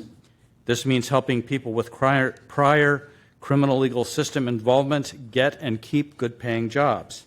It means supporting people who have substance use disorders, people with mental health challenges, and people who are undocumented. It also means not spending any money on oppressive AI surveillance technology, including but not limited to automatic license plate readers. So please do not increase the APD budget over last fiscal year. Instead, please prioritize services that benefit the most challenged members of our community. Thank you. Next up is Peter Hunt, Monica Guzman, Kieba White, Mario Cantu, Kathy Mitchell.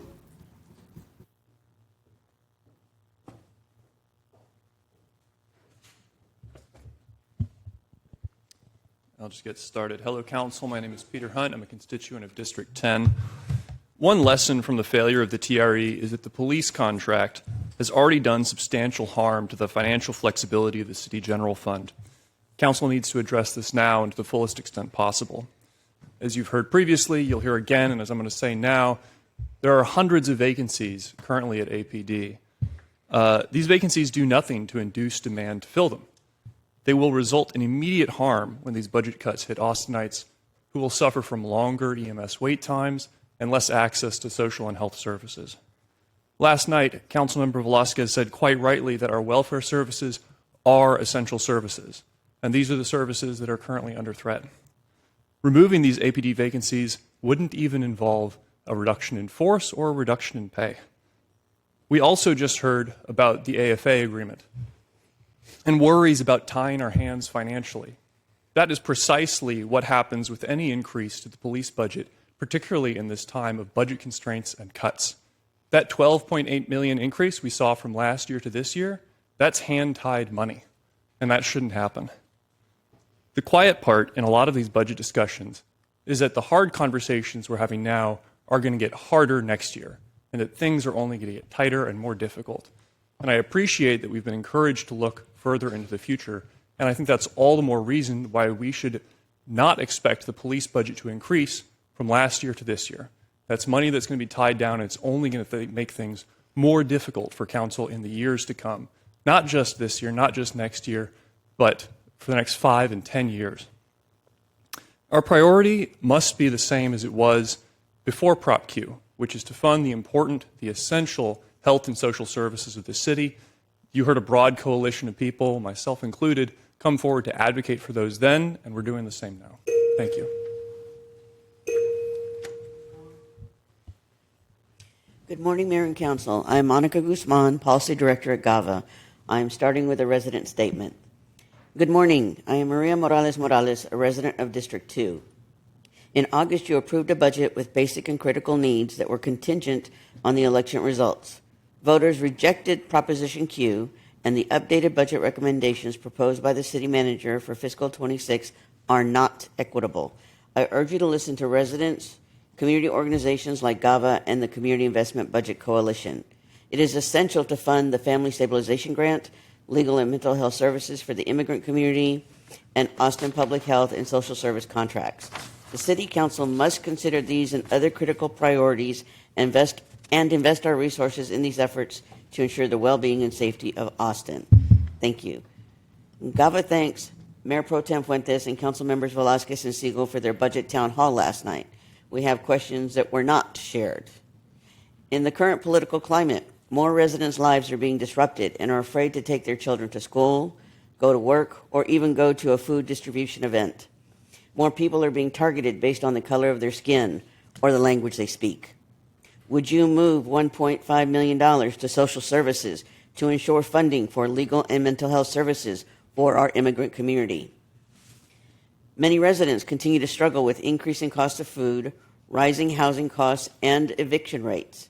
And while the federal shutdown ended on November the 12th, there is still the threat of another. And while SNAP is to be funded through September 2026, the rate of reloading benefits varies from state to state, and there is always the possibility the funding will not go through September 2026. Would you move $1.3 million to fund the Family Stabilization Grant? In the flood insurance subsidy pilot, 83 homeowners submitted interest and will likely qualify. Would you move up to $100,000 to pay flood insurance premiums or benefits for homeowners who are deemed eligible? Thank you. Hello, Mayor, council members. I'm Kaiba White, speaking on behalf of Public Citizens Texas Office. Thank you.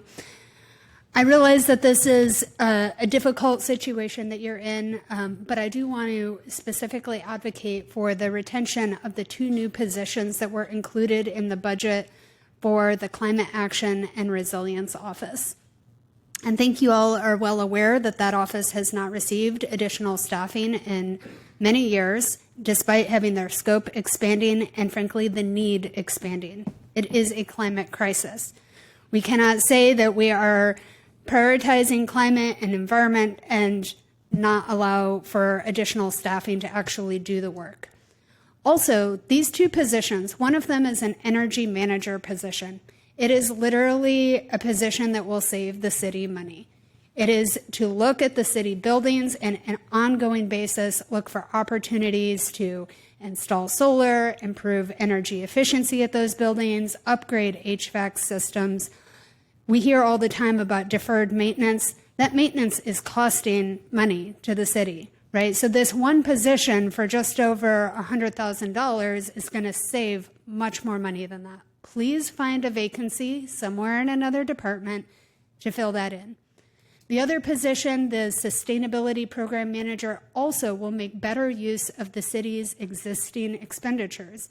The purpose of that position is to create more environmentally sustainable purchasing for the purchasing that the city is already doing. So we can be using our tax dollars, our public money, more effectively by not just meeting whatever the need is. We need, paper or whatever it is, we can buy that in a more sustainable way. We don't necessarily have to spend more money. So please find vacancies or other places so you can retain those positions. Thank you. My name is Kathy Mitchell, and I am a little old retired lady from D1 at this point. I am here because when we need as much money as you need right now for the social services that are critical to public safety and public good, there is no other place to go besides the police budget. That is where all the money is. And much of it is locked in to this commitment that we have on empty positions. So you've heard people say, we have more than 300 vacant positions. Yes, we do. But more than that, we have given everything a fair try to recruit to fill those positions. There are voices in this community that are crying out, fill the positions. Yes. But to do that, we have to get accountability out of the police department to make changes at the police academy that they have been decidedly unwilling to do. There have been millions spent on consultants. We have listened to cadets. Cadets have sued the city. We've gotten a lot of information about what needs to change there. And I sat through a devastating trial last week, sat in the audience and listened to APD representing the city speak about all the details as to why the training teaches officers to do what that officer did. It was terrible. It shouldn't be happening. And it's no wonder that attrition is over 50%. Mario Cantu, D3. I wanted to focus on just a few things. On the budget, I noticed on EMS that there They're looking for 12 sworn personnel. They're also looking for an EMS unit in 2026, fiscal year also 27. And then there's EMS communications, increase in staffing levels in EMS communications to support the growth in 911 calls, includes 4 sworn personnel. So if you ask me, that is a need. Will we need it? Yes. Is that forecasting for the future? Yes. So you got all those 3 checks. There was one other thing that I noticed on the budget. There's a thing called Living Streets. It has better barricades. And this, from my understanding, is this works with the neighborhoods. That budget's $250,000. So I go back to what the mayor had said earlier. And Mayor, you know, you've been here before. You have the experience. I believe that the citizens of Austin put you there where you're at right now today because of your experience as a mayor before and as experience with the state. And what I heard earlier was a very good thing. You know, what is it that we need? And maybe that's something that you need to communicate with the other city council members. And just to kind of offset that with the experience of just you alone, we do have other council members that have experience. Maybe not as much as you do, but they do have experience. And so I ask for each and every one of y'all to work together in making sure that this all gets worked out. Another thing is we also need to protect the children. We need to help children, and we need to help the moms as well. Thank you. Our final group of speakers are Alicia Castillo, Chaz Moore, Garrett Neves, and Kate Moore.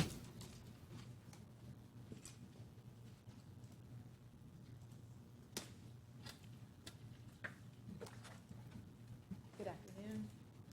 My name is Alicia Castillo. Cute. Thank you.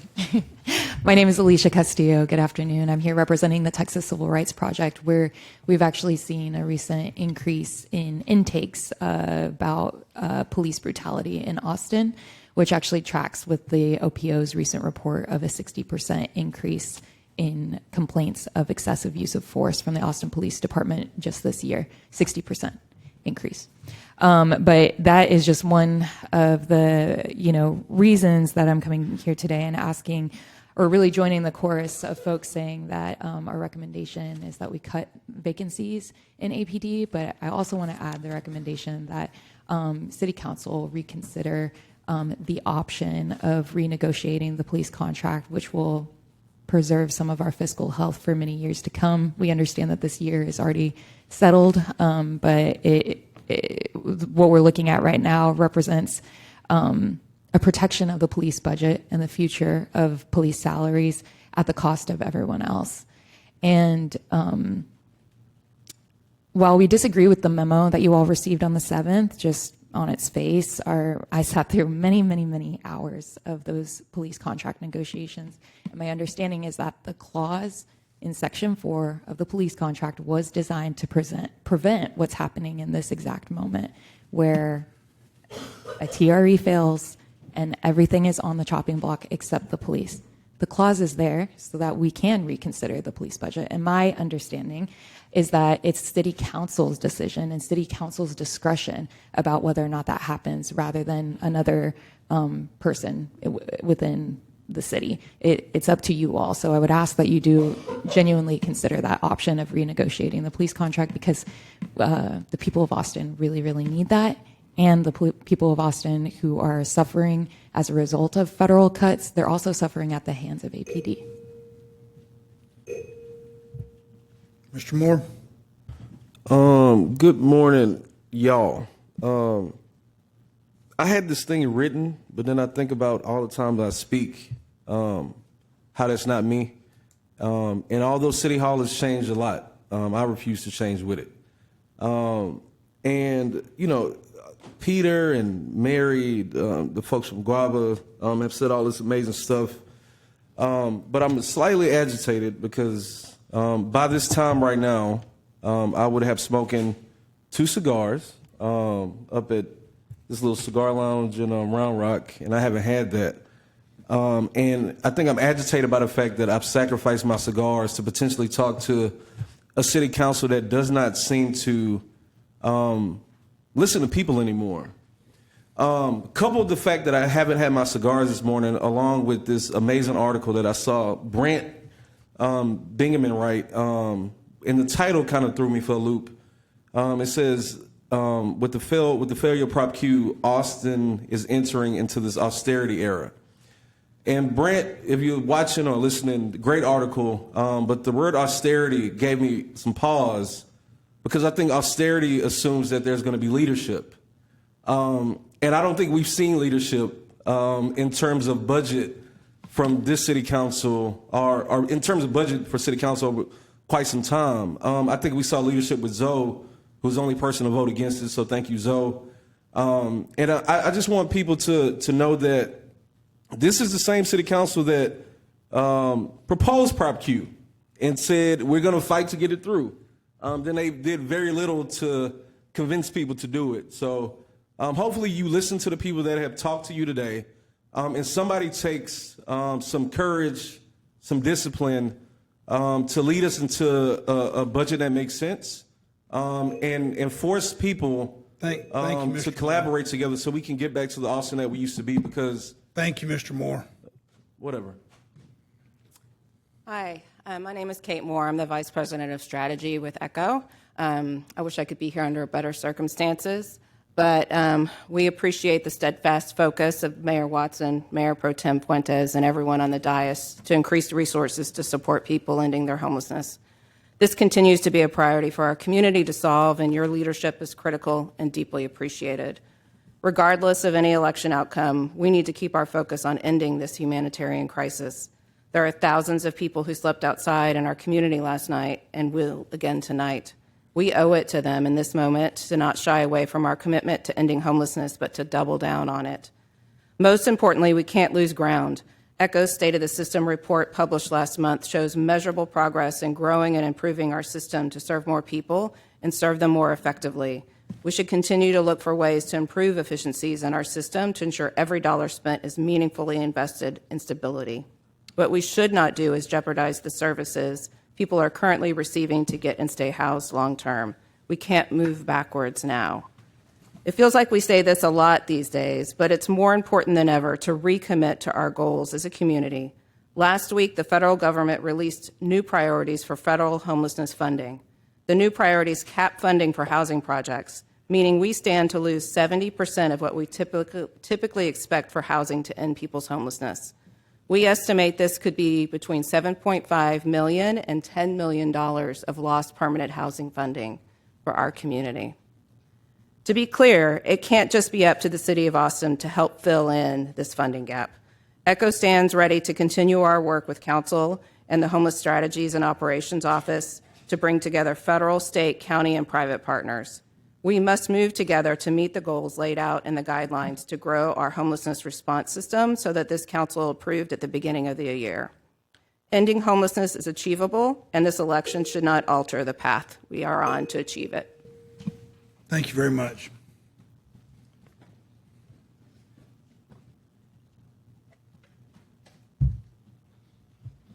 Hello. My name is Garrett Neves. I am in District 5, and I am here to ask you to use your full authority to get the money from the only place that the money can come, which is the big, huge police budget, and to understand that the people of the city will be behind you. I know that there are powerful interests and corporate interests, and it's tough to vote to control the police budget. And I know that's hard, but I want to tell you that I'll help you. I retired on February 1st, and I've been active ever since in my community, organizing people, doing relational organizing, and I will be able to turn out votes for you if you can stand up to the police. Thank you. Mayor, that concludes all speakers. Members, as you've heard, that it concludes all the speakers that have signed up to be part of the public comment at this work session. What I'm going to recommend, unless there's objection, is that we recess until 1 o'clock and then come back, and that's when we can start our discussion and any additional questions we have of the professional staff. Is that cool with everybody? All right. Then without objection, the City Council stands in recess until promptly at 1 o'clock. Thank you all for being here, and thank you for speaking. Good afternoon, everybody. It's 1 o'clock on November 18th, 2025, and I will call back to order the Austin City Council after a brief recess. Let me just say for the council members doing planning that item E1, which was an executive session to discuss legal issues related to a petition-initiated ordinance concerning the Austin Convention Center, the city attorney's office has withdrawn that item, so we will not be going into an executive session. With that, it's now time for us to talk a little bit about the budget, having heard public comment. So I'll ask if you would like to be heard, if you'd let me know by getting in the queue here. And what I'll do is I'll recognize you in that way. And I know everybody's got questions, and some may have lots of questions. What I'll try to do is the way I've done in the past is we'll go through I'll try to make sure everybody gets an opportunity to speak. So the first round of questions, I'll watch the clock, and I may miss this by a little bit, but because I'm not setting stopwatches and that kind of thing. But I'll try to keep it about 15 minutes, and if I quietly stand up, wrap it up. But I'll come back to you. It's just I want to make sure that everybody has a chance to ask questions. I want to ask a couple of questions just real quick, and then I'll because nobody has hit their button yet. I'm assuming nobody has questions after I gave that little speech. But I want to have some clarity on a couple of things. One is people suggest that, and I've seen this suggested many times, that the money that is part of what we're doing with the convention center is money that we ought to just pause and not do the convention center and take that money and put it into this budget. Ms. Lang, could you or any of you respond to our ability to use that money in this budget? Sure. Thank you, Mayor. In regards to the convention center in particular, the funding for the convention center is through the hotel occupancy tax. And there are restrictions on how those funds can be used. They can only be used for tourism and convention and hotel industries. And that means they cannot be used for our general fund operations. And so that's why the dollars that are being used for the expansion of the convention center cannot be redirected to the general fund because of those restrictions of how we use hot taxes. Okay.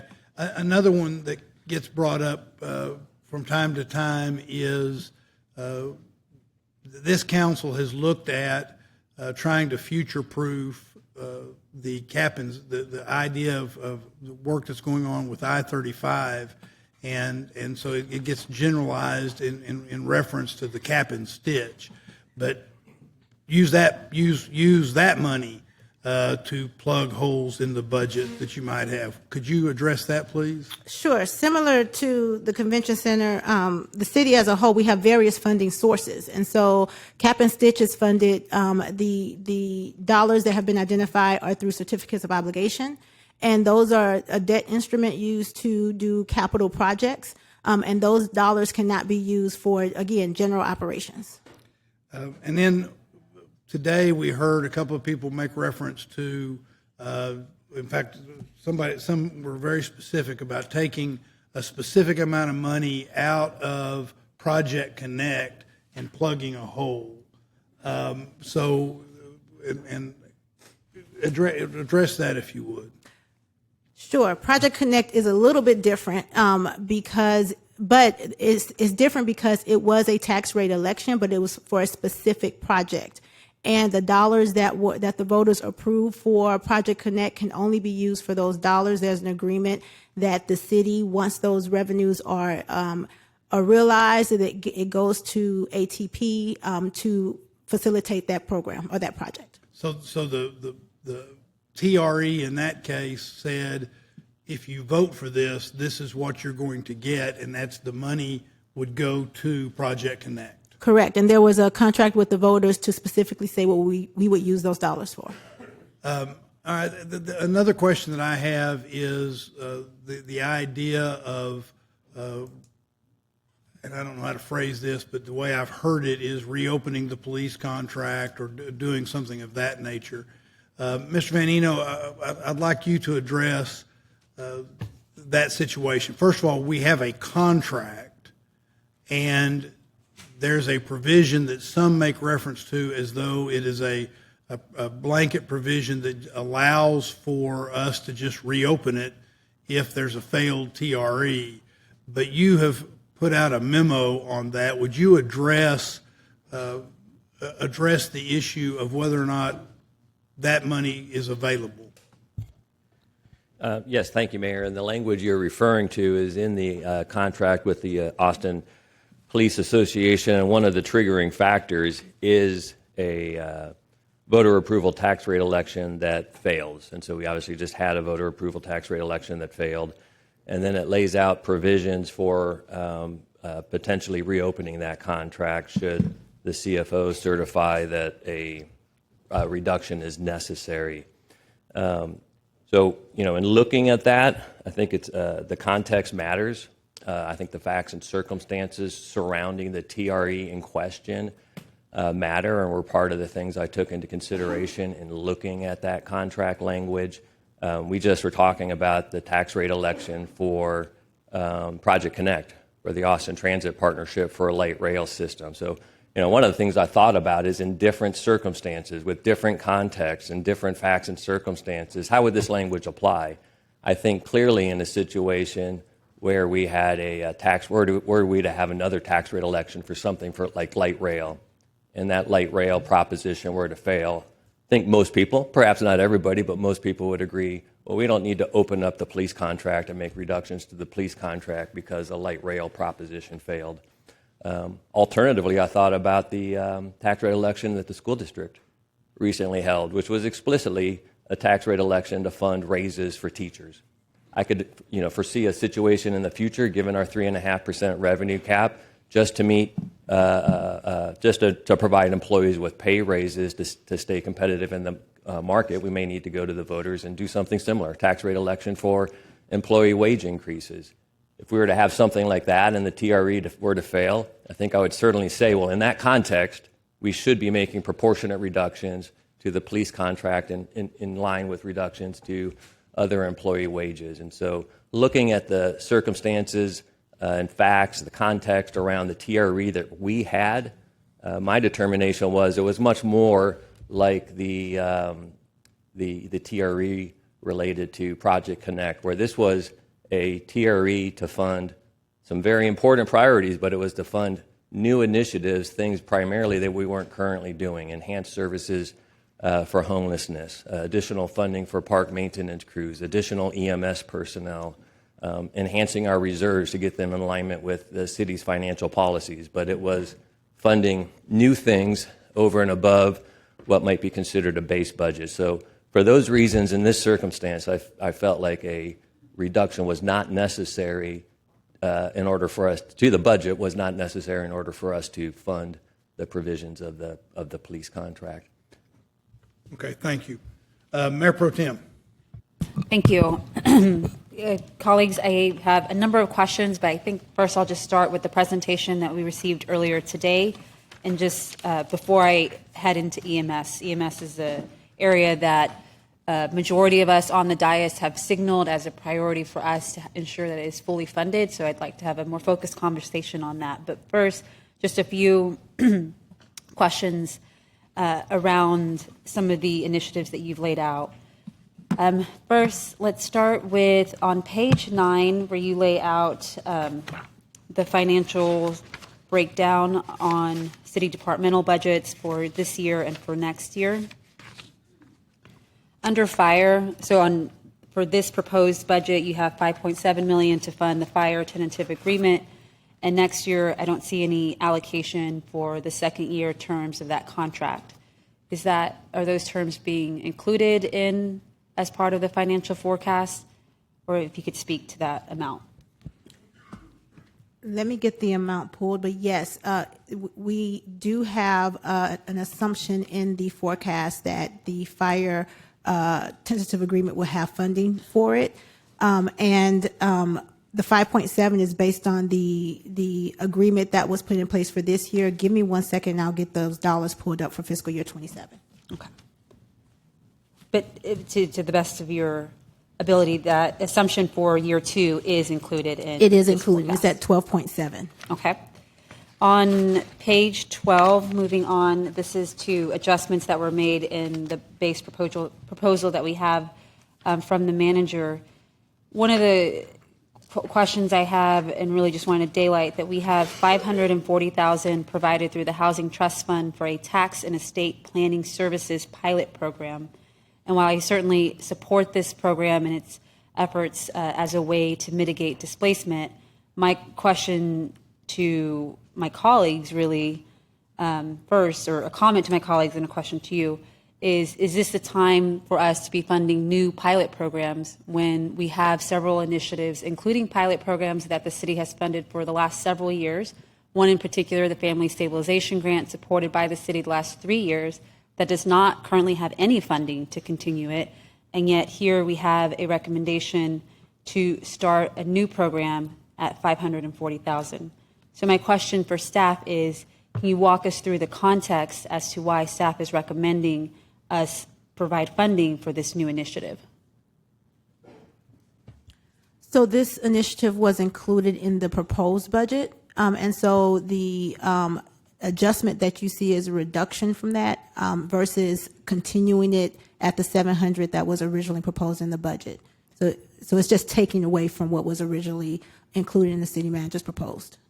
Right, but rather than, because we know that there were other initiatives included in the adopted budget that are not here, I guess I need more context, perhaps if there's the director of housing, or if someone could speak to what information should we be aware of as to why this is being put forth as a recommendation to seed at this time. Is there someone from housing that can speak to it? The importance of this program? Doesn't appear. Okay, we can get back to it tomorrow. That's fine. The next question I have is on page 15. This is around a one-time allocation for $875,000, for the $898,000 to fund supports for the development of the city's next bond program. Can I have more detail as to what this amount will actually fund? This information, this 898 is a carryover from the funding that was put in place in fiscal year 25. I think it was about 1.2 million that was put in place to help with the planning for the bond program, including community engagement and the like as we go through and prepare for fiscal year 27. And so it was program dollars that was requested by the Capital Delivery Services Department to continue the work in preparation for that program. And so I guess, thank you, that's helpful. I just, we are at a time where we're trying to identify sources of revenue, and certainly there are many priorities before us that we're trying to identify where we can pull from. So I'm asking questions not because I don't believe in the importance, especially of community engagement around a potential bond package, but part of the questions I'm asking as a policymaker is to better understand, what are the absolute needs of these programs. And in other words, why is it so critical to fund this initiative at this particular level? It seems like maybe perhaps someone can speak to the nearly $900,000 for community engagement on the bond initiative.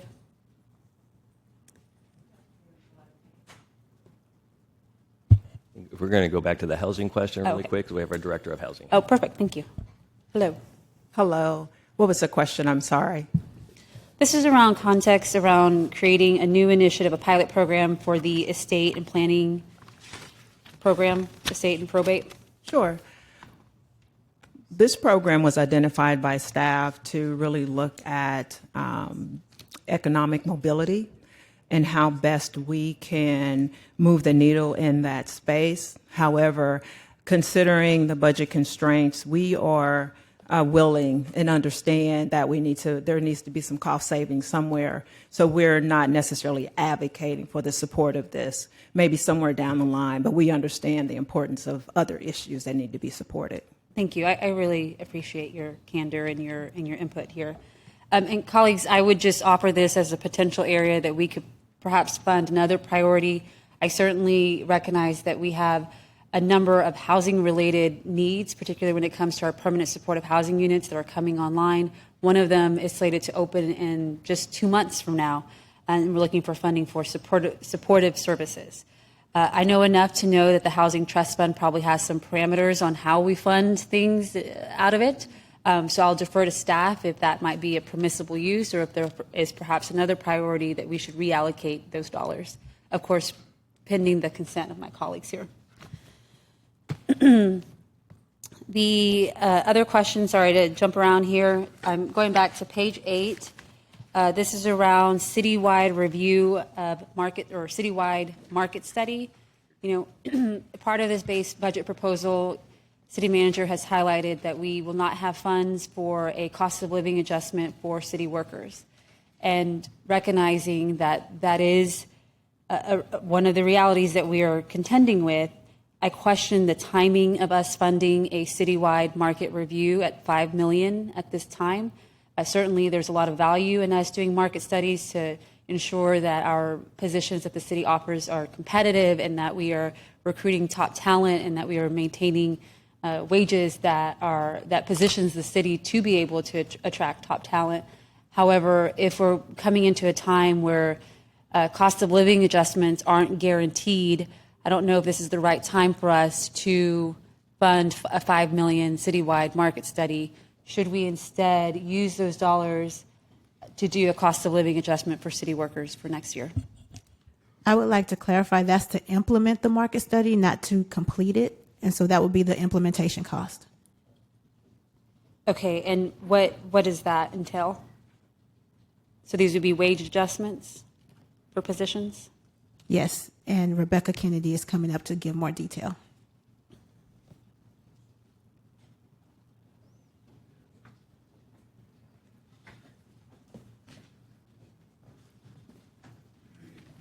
Rebecca Kennedy with the Human Resources Department. Yes, that is the cost that would be to implement a market study that we are currently starting to review over half of our citywide titles. And so this would impact our employees with wage adjustments based on the market. And is there a way, I mean, I'm glad you're highlighting this for us now, because I would want to know, I would want to better understand if there's a particular area in which there is a huge pay disparity of what the city offers currently for the position versus where the market is at. In other words, areas in that we need to do the wage adjustment to be able to be at market level versus, you know, the other need that we're going to have to contend with for next year. And of course, this is a conversation more so for next year, right? Or actually, no, this year, because you're implementing it throughout this fiscal year? It would be implemented in FY27, so the next fiscal. Okay. But yes, that is what we look at. We look at positions that we haven't looked at over the last 3 to 4 years. And then we look at ones that our consultant tell when they get our information that they're looking to say this one appears to be out of market. We're going to guarantee that we get that information so we can make sure that our positions are where they need to be. Very good. Thank you.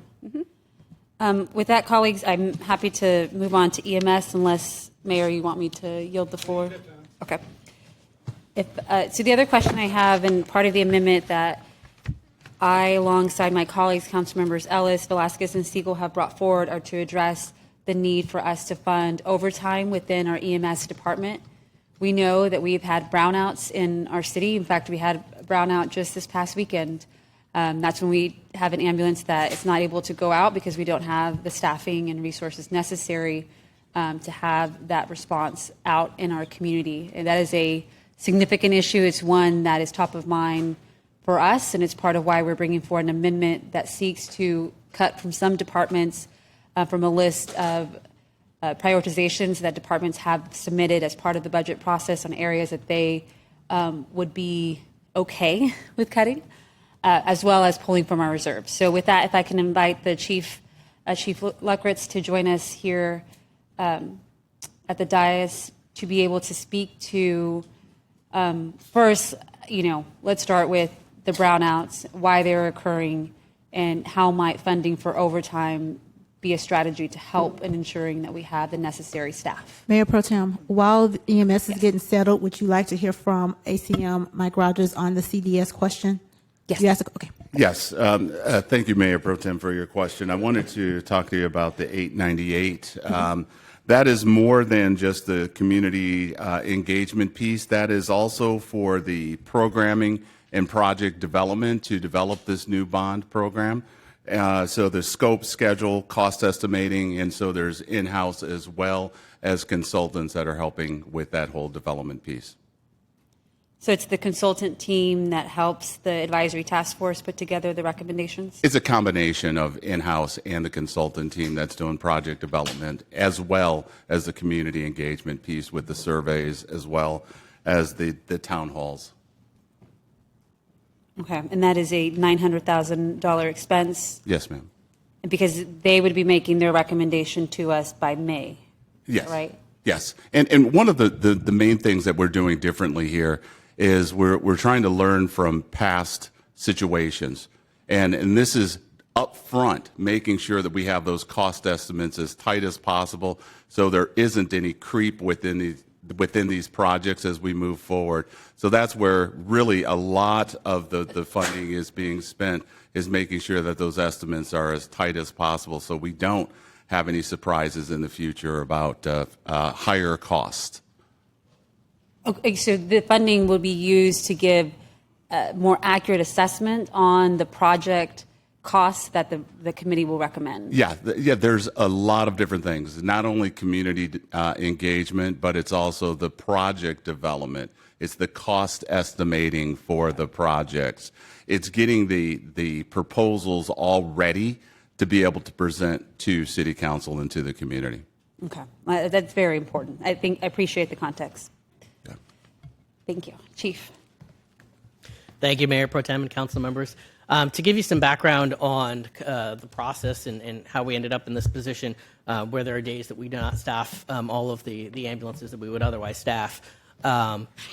We really started that process back in 2022, and at that time it was really based around staffing issues that we were having, the large number of vacancies that we had, and staff fatigue and burnout.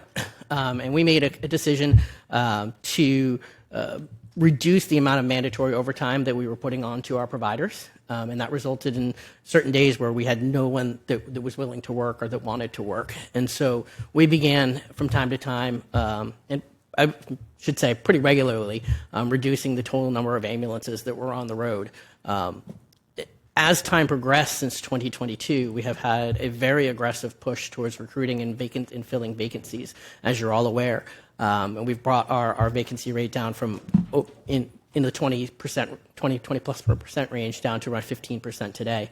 And so as we came through into 2025, which is where we changed kind of our perspective on what the staffing plan would be, there was a recognition that as we brought on those individuals over those few years, and we were bringing in over 100 new bodies in seats, those were not all fully productive individuals in their role because they have to come in, they have to go through the academy, they have to go through training, they have to go through credentialing and all of these different processes before they're truly fully clear to be able to work in the field. And so we increased the number of personnel on the payroll that we had and that we were paying for, but they were not still out there working. Now, at the same time, as we started clearing these individuals, we had more folks that were willing to work that overtime, that were willing to volunteer to fill those shifts, which we had not had in the past. However, looking into 2025, those higher number of individuals that were non-productive, that were still in training, combined with the number of individuals that were now willing to work those shifts, gave us less flexibility and less financial capacity to be able to continue to do that. And in order to meet our budget and really focus in on that recruiting and onboarding piece, we had to reduce the number of ambulances that we were staffing at any given moment. So, part of what you have listed as part of the EMS's enhancements report, so the department's recommendation, if we had additional funding, where we would put that funding. Yes. You listed overtime funding as the number one. Yes. Can you just talk us through that? Sure. So what we did is we looked at all of the efforts that we were putting in early 2025 when we were at a point where we had enough volunteers to fill all those ambulances, plus we had all of the other programs that the council has authorized to put into place, plus all of the additional academies and folks that we had in training. And we looked at what we were spending at that time and marched out what it would be for us to continue that process. And that was where we came up with the approximately $4.4 million for us to continue that process of not only staffing the ambulances, but also hosting the academies, because we still do have an excess of 100 vacancies that haven't even started that extended process of onboarding. And so this is a multi-year process that's going to take for us to get to that place. And I'll also say, recognizing that as the department grows, right, that's additional positions that we need to add and additional folks we are going to need to onboard. And as the department gets larger, even with our turnover rate staying the same, the number of people that are going to cycle through will continue to increase. And so we're going to have larger academies than we did pre-2022 or in that COVID era.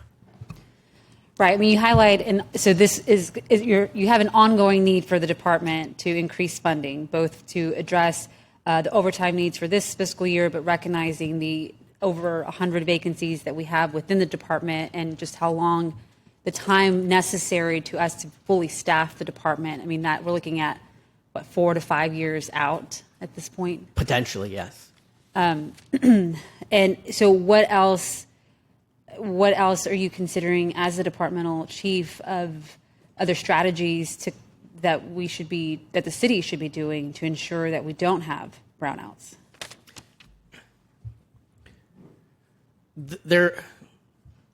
So it's important for us really to monitor our performance as a department and understand what the implications are. And as part of our decision, even going back to 2022, we had to do some real-time monitoring to look at what is the overall impact of these decisions that we make. As everyone here knows, the department has grown significantly, and as best as I could say, from a single tool to a multi-tool device, or Swiss Army knife, and we have all of these different functions. The priority for us, as you know, is making sure that we have those ambulances available for those really sick, really high acuity individuals that have immediate life threats that need transportation to definitive care in the hospital. But that represents a very small portion of the calls that we go on. And in order to try to keep those ambulances available and address the fact that the majority of reasons that people call 911 for EMS at this point in time is for lower acuity calls, we invested in these other services, like our collaborative care line and our community health paramedics. We really had to look at what is the, for lack of a better word, return on investment for something like the collaborative care line, and how many calls can they answer and not need an ambulance, right? And then compare that to the staffing that I have for the collaborative care line versus the staffing it would take to add additional ambulances. And so from a managerial perspective, I'm looking at that piece of, with the limited number of resources that I have, the number of personnel, the limited number of people, where are the best places to put them that's going to have the biggest impact on the system? And that's why we made the decision to look at this as a combination this past year when we had these budget constraints to continue to put those efforts in the collaborative care line and community health, but scale them back a little bit, and also recognizing that scaling back those frontline emergency operations a little bit while monitoring our response times and trying to ensure that, since only about 54% of our patients actually end up with transport to the hospital, that we're sending the right resource at the right to the right patient, and we're allowing those ambulances to focus on those higher acuity calls. Very good. And you said that's 54% of the cases that actually need an ambulance? They end up being transported to the hospital, yeah. That need the transport, okay. I will verify that number. That might be a couple months old, but I certainly at one point in the very recent future it was 54%. Another question that's come up as part of our budget conversations is the implementation of a previously adopted item that council passed regarding, it was led by Councilmember Allison Alter, and it was on the call takers and the mental health response effort. And, it was this very long, dedicated effort to increase our billing support so that we can increase our revenues that we get from billing insurers for those transports that the city does. And that has led and resulted in an increase in revenue to the city. Part of the direction from, I believe there was 2 resolutions, one of them might have been a budget amendment, but part of the direction in that was to ensure that we were able to expand our call taker capacity as well as a mental health component. Can you walk us through, has that piece been fully implemented? Where are we at on that resolution? So I am going to turn this over to the budget office to outline. What I can say is, we have seen some significant revenue. It's something we're very proud of, in excess of $20 million from when we started just a few years ago focusing on it. But we've also seen exponential growth in the expenses of the department. And so I'll turn it over to the budget office if they'd like to speak to exactly how they've allocated that. Thank you, Chief. So when we look at the EMS budget, as the chief has said, they have recognized some additional revenue. But when we look overall at their budget as a whole, we see that the increase in the investments on the expenditure side have increased as well.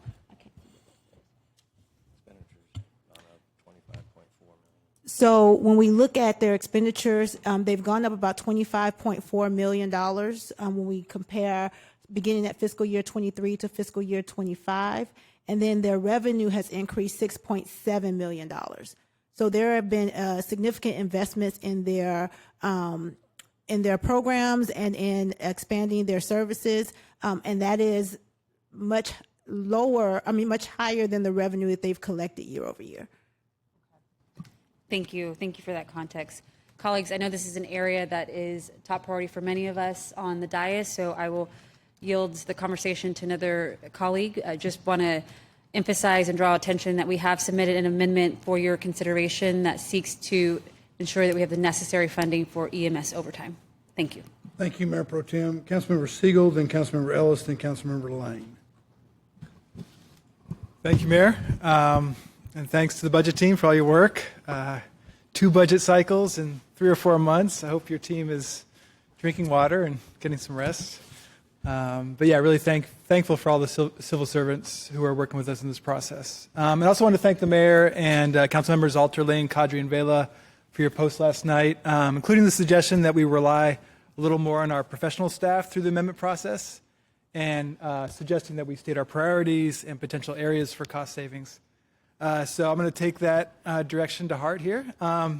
So from a priority point of view, just want to add to what Mayor Pro Tem shared.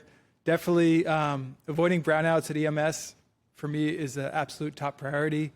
And, we have our proposed amendment that's posted on the message board. Another priority for EMS for me that, the subquorum I was in previously focused on during the last budget cycle was these basic life support vehicles, or so-called BLS vehicles. And this is another one of these cost-effective strategies to improve life-saving 911 response. And so I just want to state that I would love to see at least 1 BLS unit in the budget for next year. Another area that the other subquorum posted about is the EMCOT. EMCOT deploys mental health expertise to complex and challenging psychiatric emergencies to increase the likelihood of efficient and positive outcomes for this type of specialized response. It's co-located with 911 and is a complementary tool to other public safety departments who do not have the same level of training and expertise when faced with mental health crises. So with a $3 million gap in our EMCOT funding, our 911 response programs are incomplete, and those other departments will be impacted, and I would like to see this area funded. A third area for me is food. Our subquorum, along with council members Velasquez, Ellis, and Mayor Pro Tem Fuentes and myself, we're proposing an amendment to fund 2 types of food access programs in the community, and especially important given the recent federal shutdown with impacts on food access. So one aspect of this amendment would fund 30 food pantries at Title I elementary schools that, through a partnership with the Central Texas Food Bank, would provide fresh produce and frozen proteins to children and their families.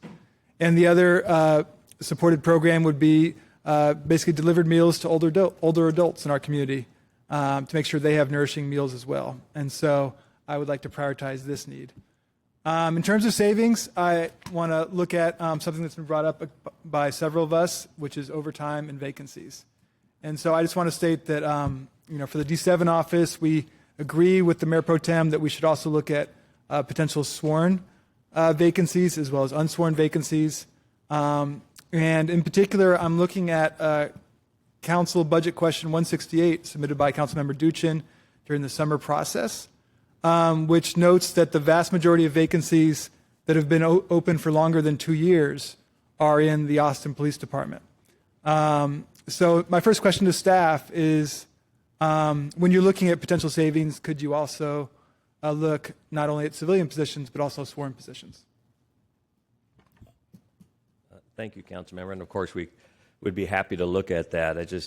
I know there was a lot of discussion about vacancies during the public testimony, so I did pull up some numbers just because it's one of the budget tools we use every year is to look at what are our vacancy trends and how many vacant positions do we have and to adjust the budget accordingly.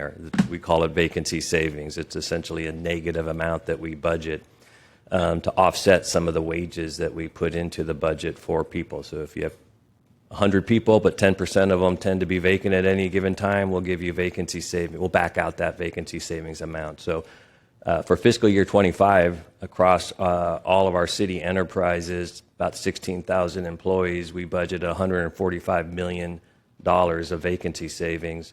That fiscal year just closed, and we came in at $148 million. So I just put that out there that as part of our budgeting plan is to look at vacancy levels, anticipated vacancy levels, and to account for that in the budget that we bring forward. So we can look at the vacant positions. I just don't think there's going to be a lot of additional savings to be brought forward. Councilmember, do you mind if I ask a follow-up question to that? Well, I have follow-up questions too, but go ahead, Mayor. Would you describe that budget process? What you just said was what the outcomes of the budget process were, but describe the budget process when it comes to vacancies, because Sure. I think it's intuitive for most of us to say, oh, there's a vacancy, so there must be money there. But what you just described is a negative, that you back out something. Would you walk through that so that we all understand that?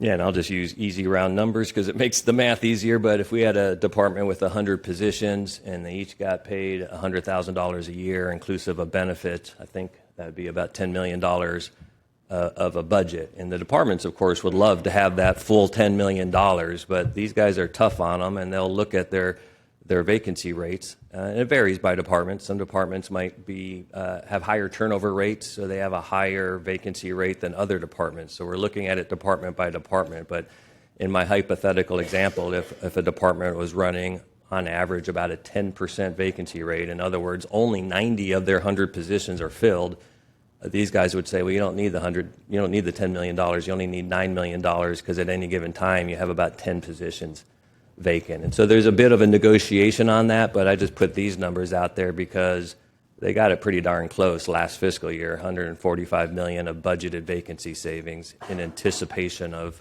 having a lot of positions, about 9% vacancy rate is our current level. So if what you're saying is if there were 100 employees, yeah, you assumed a 10% vacancy rate, you didn't budget for that 10%. Correct. So if today we said we would like that 10% to plug another budget hole, it's not there. You'd be using the money twice, essentially. Yeah. Thank you. If I could get a little deeper into this, because one of the things I've become aware of, and I ask you to educate me better, is that there's some sort of relationship between vacancies and overtime, especially as it concerns the Austin Police Department. And so going back to this, council budget question number 168, it lists that there's at least 106 long-term sworn police department vacancies. By contrast, the next highest number from another department on the list was only 15. Right. Could you explain a little further how the so-called unfilled positions relates to the police department's ability to use overtime. Yep.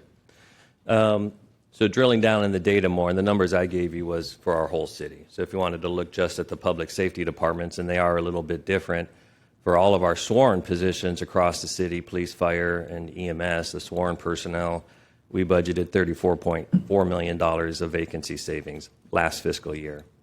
Those departments collectively realized $45.7 million of vacancy savings. So they had more vacancies and they had more savings than what we had anticipated in the budget. In fact, they had about $11 million more vacancies and savings than we had anticipated in the budget. But their public safety departments, they have staffing requirements, and so typically when there's more vacancies, there's more of a need to use overtime to meet the mission. And so you'll see the police department and the fire department and EMS running higher overtime when they have high vacancies. So that is part of our consideration on the budget team when they say, okay, we got to manage these departments' budgets. They're going to have some vacancies. We want to offset that. We want to realize that savings as part of our development plan. But we also want to recognize that when their vacancies are high, they're going to be running higher overtime. So that's how that dynamic works for those departments specifically. And so then it becomes more of an operational question about whether such amount of overtime is justified. Like, how do we understand whether, for example, it sounds like maybe $10 million in overtime was kept by APD from vacancy savings or some number around that ballpark. How do we understand whether that overtime is necessary versus optional?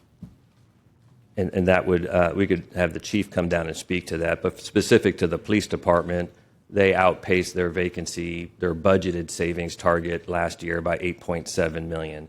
So that was funding that we had budgeted for wages, that they didn't use for wages, but was there for them to run overtime shifts to meet different standards that they may have for shifts and officer safety. Okay. But there's not, in some cases, like in the fire department, it's a mandated overtime model. In the police department, I don't believe there's a mandated model, but there are, standards for deployment and keeping the community and our officers safe. Okay, thank you. Well, I'll hold some other questions for offline to better understand this. I guess the last point I want to make, and thank you, Mr. Veninu, in terms of overall spending, I mean, one of the metrics I've kind of adopted for my own analysis is the proportion of the budget that APD takes up compared to the rest of the general fund. And compared to last year's adopted budget, the APD share of the general fund was about 34.8%. And in the latest proposed budget, it's up to 35.5%. So I'm concerned that the share of the budget is increasing pretty substantially right now. And in this context, we're acknowledging through our programs that a lot of 911 response needs to be executed by other departments and agencies, right? So it's not just police to respond to every emergency. We need social workers, we need mental health providers, EMS, fire, and so forth. And so I would like to see if there are ways we can fund the full panoply of emergency response programs and keep APD at the same proportion of the budget. Thank you. Thank you, Councilmember Ellis, Councilmember Lane, then Councilmember Alter. Thank you. I wasn't going to start my remarks, but I saw that Chief Davis had made her way in, and I didn't know if she wanted to add anything. Chief Davis? I just know there was some brief discussion around overtime, and so it might be helpful as we go through these conversations if you have any input on, how you make sure your positions are staffed, how you make sure that those patrol shifts have the right personnel count in them. Did you want to expand on any sort of overtime issues? I was told that he did such a fabulous job of answering that question. So, oh, great. No, I think anytime we're looking at overtime and the use of it, and you have to be very careful, and you have to be very responsible with that money. I think that I've developed strategies. We gave back $9 million last year by putting people back on patrol, which they needed to be. And I certainly didn't go in with the vision of this affecting budget, but it did. And also recognizing the Blue Santa and the warehouse that we were spending $500,000 a year renting, and so giving that back and moving us to a facility. So I feel like we have been good stewards as far as looking at ways that we can do that. But I can tell you this, I also feel that as the newest police chief here, that we are really making a turn. And I feel like the researchers and the people that we have brought in to look at the police department to make serious changes, it's also important that we stay on track with that and we don't lose focus on where we're going forward. Great, thank you. I just wanted to daylight, I am also supportive of us finding more money for our EMS medics. I know I'm in a subquorum with Mayor Pro Tem Fuentes and council members Siegel and who's our extra person? Velasquez. The Jose Velasquez. What? I would never forget Jose. It's been a long couple of weeks for us up here, but we're making our way through. And so I won't belabor the points that we had gone over for EMS, but I do want to make sure, that it's evident that council has a commitment to not have blackout and brownout stations. When I first came on the dais, we were pushing forward with building new fire stations and medic stations to make sure that we had quick response time. And so it's kind of sad to see a number of years later that we're in a position where some of those either may have shifts that the truck just isn't staffed with personnel and the call is going to be responded to by another station that's further away, or that there may not be trucks at all in these stations. And so that's a huge concern of mine. I want to make sure that we're properly supporting our 911 system and making sure that people can show up when folks are at their neediest moment for help. I also wanted to daylight, I'm still curious about the feasibility studies. We had earmarked some money for the 3 libraries. There's the new one at Colony Park and expansions at Millwood and Hampton Branch libraries. Are any of those included in the capital delivery services, that $900,000 we were just chatting about a little earlier that has some staff time and some consultant time wrapped into it?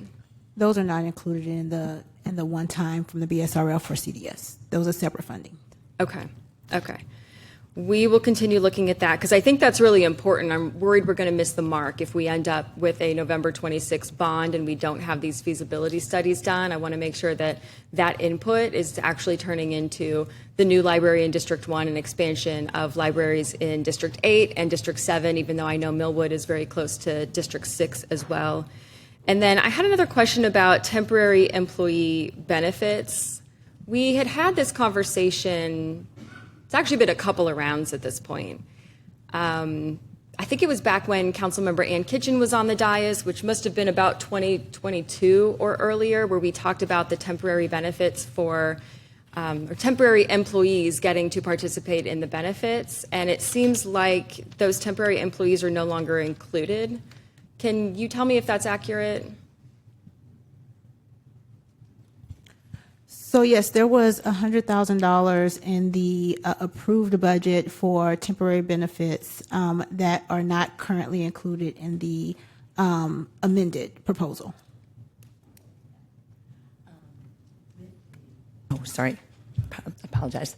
With the temporary benefits, we are following the Affordable Care Act, and if someone works that 30 hours a week and over, we qualify them for benefits.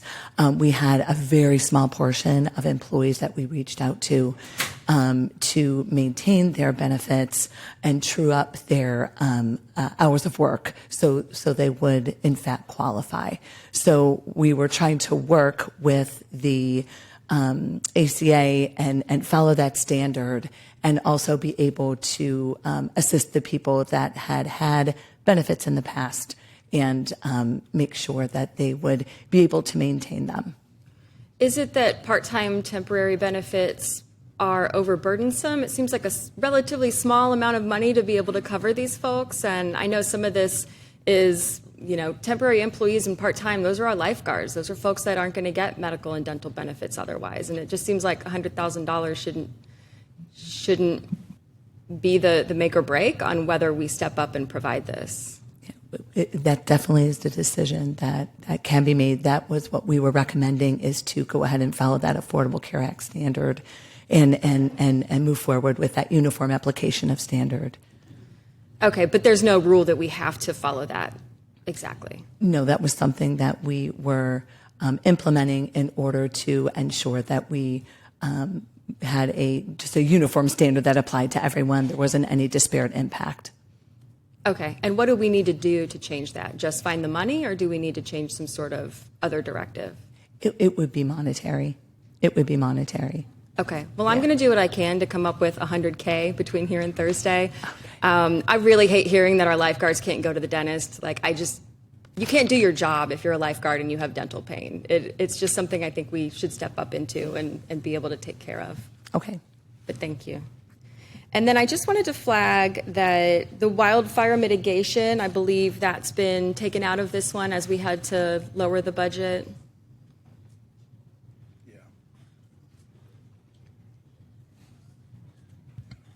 Eric Nelson, Deputy Director, Budget and Organizational Excellence. Yes, the additional $1 million that was added at approved has been backed out in the proposed amended recommendation. Okay. However, the $280,000 for wildfire shelters and equipment has been in there since the proposed budget and remains in there. Okay, I appreciate that. I'm going to keep digging and see if we can get that extra wildfire mitigation in there. So much of the city is in high wildfire risk. I just want to make sure we're appropriately supporting that division. So I'm going to keep searching for that, and just wanted to flag that I'm really curious about making sure that we maintain that. Okay, that's all I'm going to say for now. I've got a couple other thoughts, but I know that we have some time after folks have been able to ask their questions and daylight their priorities, and a little more time tomorrow morning as well. So I'll keep thinking on it. Thanks. Thank you, Councilmember. Councilmember Lane, and then Councilmember Alter.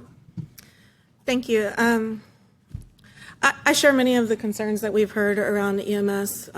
During our initial budget process, I was someone who stepped forward to try to ensure that there was budget for some of these programs with EMS. I'm going to have a few questions related to overall public safety, but rather than repeating what my colleagues have already said, I will say simply that I have concern when EMS becomes less and less of the percentage of public safety spending out of our public safety budget. We have heard from our chief of EMS that lower acuity calls are the lion's share of what they are working on how to address. And we've also heard about ambulance brownouts, which absolutely impact the outlying parts of our city more than the central parts of our city because of the way the ambulances get drawn into the central parts of the city. If we don't ensure that we are maintaining sound spending practices, not just the dollars spent, also, are we staying within the range of what our Texas peer cities are spending, or are we starting to get way outside of the range? Then lives will be lost. If we don't make sure that all of our public safety spending doesn't go towards contracts, it also goes towards investments that improve how we're deploying our resources and how quickly and effectively we're responding to calls for assistance, it will cost us lives. And so, as y'all have already said so eloquently, it is a high priority for me that we fully fund these EMS initiatives as quickly as we can find the way to do it. I do have a couple of questions related to public safety. And actually, as there have already been a lot of examples that relate to EMS, I will spend a little bit more time on the investments that can create improved response in our public safety department. And I know Ms. Lang, our Director Lang, that we had discussed this a little bit offline. But while we are making investments as a city in our IT and some of the other centralization and infrastructure type projects, I would like to understand how in our budget we are funding investments in the technology that would make, for example, our public safety response more effective than it currently is. And I know some people are satisfied with that, but some are not. Mm-hmm. And I'm thinking specifically of, I know we'll be getting a report in December about the Joint Emergency Communications Department proposal, but that may well have uncovered some need. And I would love to understand how those types of infrastructure investments are being made as it relates, budgeted for as it relates to public safety. So I think we're going to have to get some of the team to come back and have that conversation. And I'll see if we can have somebody prepared to talk about it tomorrow to detail those investments. I appreciate that. That sounds good. And following on the heels of some of the questions that were raised around overtime, these are some pretty big numbers of vacancy that have been longstanding across multiple public safety agencies. Me personally, I'm particularly concerned about the longstanding APD vacancies because, one, I personally don't find it credible that staffing up is going to occur to that level in any sort of a finite amount of time. And it's not just to do with Austin, and it's to do with national trends. It's also to do with state law that has mandated an officer on every single school campus in the state of Texas. It's challenging to staff up in these types of circumstances. So the next question that I have relates to when we have these large numbers for vacancies, and I heard a response that for APD, a lot of that is going to overtime. How are we, as it relates to our sworn positions, making that plan for how we're going to respond to all of the needs, as opposed to just carrying vacancy forward and then being able to perpetually use it for overtime? I mean, I haven't heard that type of analysis of those management aspects of those agencies. Forgive me for my overly broad question, my financial services friends. Well, and yeah, if you want to, give us details, we're happy to get you some detailed answers back. But broadly, it has been a challenge to fill police officer positions, sworn police officer positions. There's a high number of vacancies currently. I think the report I'm looking at, 278 vacancies currently in the police department. It's not that they're not critically needed, but they've been very difficult to fill. Similarly, in EMS, we've had a challenge filling positions. We've made some changes to contracts, increasing pay, increasing recruitment efforts, but we continue to struggle in those two areas in particular. But again, when we're looking at any department, but including our public safety departments that has a high number of vacancies, these guys are going to say, we're not going to give you all the money to fill all those positions. We know you're not going to be able to fill them all next year. We can look at the timing of your cadet classes and your graduation classes and project fairly reliably how many positions you'll be able to fill, and so how much savings we should be able to take back, anticipate in the budget development process and build those projected savings into the budget that we bring before council. Again, we're a little more cautious, or I should say more, there's an additional consideration in our public safety departments about the extent to which vacancies are going to drive the need for overtime expenses. And so that all goes into the calculations when we bring the budget forward to council. All of that has been taken into account in the fiscal year 26 budget that you all adopted. Built into that budget was anticipated vacancies and us budgeting accordingly. So picking up on the theme that the voters have asked us to do things differently than we have in the past, and I see so many commendable ways in which our city manager and staff have gotten to work on restructuring where we need to, doing things differently in various ways.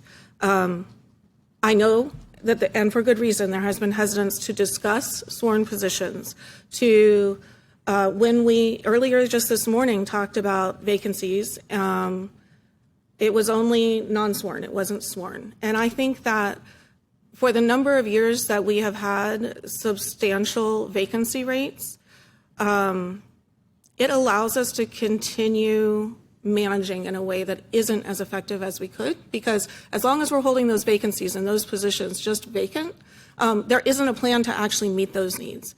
And so from what I've heard so far, I'm wondering if, and you're going to enjoy this, Mayor, I think, perhaps we should bring this over to Public Safety Committee to discuss more fully. But whatever you can share with us that might be helpful to considering the impact of overtime and the long-term carrying of vacant positions, including sworn, I also fully support that, because I think that we have to look at our entire city as we're making these painful decisions. So that was I'm going to, do I have time to ask about reserves and then call it? Okay. This is related to pages 15 and 16. So we've got reserves projected to end at 15.7%, which is below our 17% financial policy level. What does that forecast for reserves look like going out in the following years? Do we have a reserves? Yeah, we would project that the ratio would fall slightly to 15.3% in FY27, primarily because overall general fund spending will increase. Over the longer term, our practice is to build in the transfers necessary to restore us to 17% by the end of the forecast period. And so we project that we would be back at 17 in FY30. Okay, so in FY30, we will be back at 17%. So that's quite a number of years of carrying reserves below our financial policy. What is the impact? What impact does it have to carry for years lower than our policy? Yeah, and I would just add that that also contributes to the deficits we're showing in those years. As far as the practical impacts, I think maybe Ed could speak to it better than I can in terms of when we begin to cross the line into it affecting our bond ratings from the budget side of the equation. In recent years, we've used the reserves to fund emergency expenditures, for instance, for storm response. And then we pursue reimbursement, but that can be a timely and uncertain process. Certainly during COVID, we used the reserves to fund tens of millions of dollars worth of emergency spending, again, that we pursued reimbursement for eventually, but we had that short-term liquidity to respond immediately to those emergencies. So emergency use and liquidity for that, is there no negative impact to running year after year below our financial policy? Or if our plan is, if our plan is to do that for that many years, do we need to address that from a policy perspective? If there's no negative impact, then sure, we shouldn't take the time. But what is the impact? Well, that's going to depend. If you can tell me in the next 3 or 4 years if we're going to have another pandemic that shuts down businesses and sales taxes drop to zero, if we're not going to have one of those, and if you can guarantee me that, then I could say we don't need as much reserves as we have. Maybe 10% would be, but we can't guarantee that. So the answer to your question is nuanced in the sense that we can't predict the future. The Government Finance Officers Association recommendation for a reserve level is 17.7 or 17%. I think technically 16.67%, but we just rounded it to 17%. But that's the standard set by the GFOA. I would tell you that depending upon the circumstances of the city, that might be too low. It might be higher than you need. If you're a city in Florida, in Hurricane Alley, you might want to hold higher reserves than 17%. If you're a city that has very stable sources of revenues, you might not need 17%. 25% of our revenues are subject to sales taxes, and sales taxes fluctuate greatly. Back in the day when we were allowed to go to an 8% property tax, we didn't need to carry as many reserves because when the economy slipped and sales taxes fell, we had the ability to increase our tax levy to offset the loss of sales tax revenue and to continue to provide services. When we went to the 3.5% cap, different council, but I was down here advocating under a 3.5% revenue cap with 25% of our revenues subject to the fluctuations of the economy. We should have higher reserves, and we thankfully increased our reserves right in advance of having a pandemic that allowed us to be one of the few cities that got through the pandemic without having to rely on the federal money just to provide basic city services. We didn't have to supplement our base budget with those federal dollars. All of those federal dollars were pumped back to the community to fight the pandemic and to support our businesses and community. So reserves are really important to have. What's the right level is not an absolute answer. I think the 17% policy that council has adopted is a prudent level for our circumstances. But right now we're below the policy level. It's a policy that council adopted. Ideally, we'd be able to get back to that level. Whether it takes, 1 year, 2 year, 3 years, we should have a plan for getting back to the 17% level. I would agree with you. If there's not going to be any plan and no intent of getting back to the 17% level, we probably should just change our financial policy. That's not what I'd recommend. You can see here, Eric mentioned we get back to the 17% level by fiscal year 30. That's all baked into these numbers here, but we also have a $37 million budget deficit by fiscal year 30 to deal with. So, between now and then, we should, your financial team should work to come up with a plan to get our budget back into balance and to maintain not just that policy, but all of the financial policies the council has adopted, make sure we're in compliance with them. So part of what I'm getting at, and also including in the longer version around public safety, is yes, there was an emergency when the pandemic started. That was many, many years ago at this point. And so if we are still building out our finances as if we are in an emergent situation now, then what? And so we are depleting our reserves now, then what happens if there is that other emergency? It goes even lower. I mean, it impacts our risk. I would think that it would, the plan that I just heard was by 2030, like that's our projection. By 2030, it will come back. Do you think that this is the type of thing that a rating agency does look at? That if we are consistently operating below our policy reserves, we are not in an emergency of the level of the pandemic, nor are we using the time, the 4 years that have already elapsed, to replenish. Instead, we're taking 5 years to get back up there. I mean, that's what I would like to understand. Sure. And there is two aspects to our reserves. There's the emergency reserve that we've been talking about. Obviously, it's for an emergency, but we also have a component to our reserves that we call the budget stabilization reserves. And that's something that the budget that we've proposed to council does tap into those stabilization reserves, because sales taxes, which had been growing double digits post-COVID and with the federal stimulus dollars, really spiked sales taxes.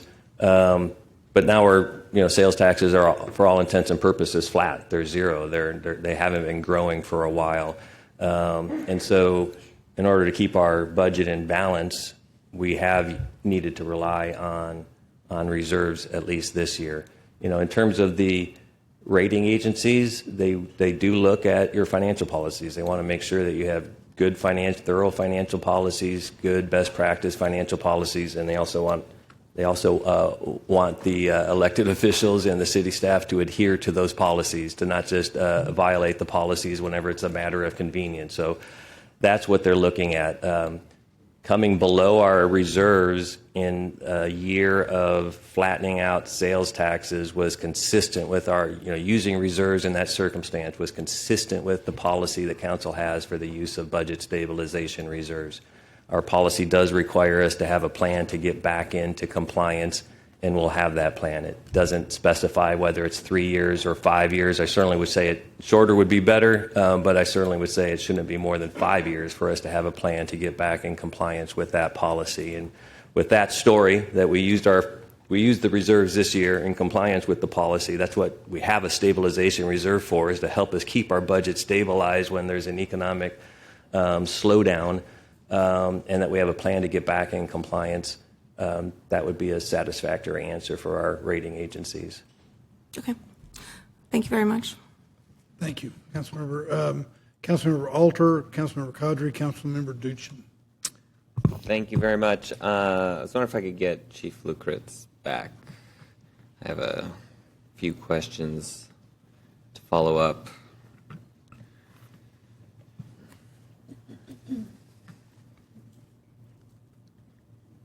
And while he's coming down, I just want to confirm with the budget office. So looking at EMS's budget in fiscal year 25 compared to fiscal year 26 proposed here, FY25 was a little over 143 million. FY26 is around 148 million. Is that 148.2? Is that correct? So a four. I'm looking at your chart on page 6. So almost 8% or $4.8 million increase. And of that, can you just help Is that primarily driven by salary increases? I don't know if that's. So there were a couple of changes that happened in the EMS budget. One is attributed to salary changes, but the Sobering Center contract was budgeted in EMS in fiscal year 25, and that moved over to municipal court or the community court in fiscal year 26. So that is the net change of their budget when you compare 25 to 26. But there are some nuanced changes that happen in addition to the increased wages. Okay. And then what I wanted to better understand, and we've, just forgive me if I didn't get it all the first time you said some of this, so I might be asking you to say it again. When we think about the vacancies question versus the overtime and filling those vacancies, the way I'm understanding what you're saying is, let's just say you have one vacant position. You can either not try to fill that position and use the funding that we give for that position to pay for overtime for someone to fill that out in the field, or you can take the money and run somebody through through our cadet class, but you still have that need out in the field, and so that's why there's the additional overtime. Is that correct? Essentially, that it's nuanced, and there's certainly a number of different components to it. But yes, that is one of the concerns, is that as you bring someone on board, they're not productive, and in order to staff the ambulances, you still need a second person then to staff the ambulance while that person is in training. That is a portion. And so, to me, that suggests like we're always chasing. Like we don't say, here's a new ambulance, let's staff ahead of time so that when the new ambulance comes on board, now we have the productive people. It's we have the ambulance, we don't have enough productive people, and we're chasing that ambulance. Is that? That's accurate, and it comes into the timing of the implementation of different programs and processes. For example, as a new station opens, there's an expectation that we will have an ambulance in there, but we have not gone through the process of really onboarding those staff, and so we're using existing staff on overtime to staff that, and then also going through that hiring process. And then that's compounded with the fact that we do have such a number of vacancies that even tying those positions to the direct programs becomes more challenging. Okay. And then thinking through, typically when we think about overtime in various departments, it is an ongoing expense, right? Like the department had $5 million in overtime this year. They're probably going to have something like $5 million next year, give or take. But given that part of your problem is that you just need to get new people through our cadet classes, at which point you won't essentially have to be double paying for them. Can you help us understand what of your overtime need is kind of more, it seems like that's more one-time in nature to get them through, but that wouldn't be a reoccurring cost. Yeah, and there's a few nuances there as well. Unlike in the police department and the fire department, our staff are subject to some of the exemptions in the FLSA. And so therefore, based on their work week, we have overtime that essentially is part of their structured work week because of the way their schedule is.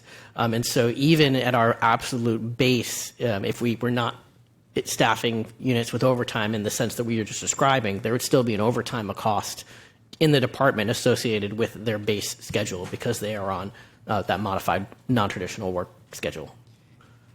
And that's very interesting. Looking at the proposed amendment put forward by the Mayor Pro Tem and their subquorum, does that assume it's all one time?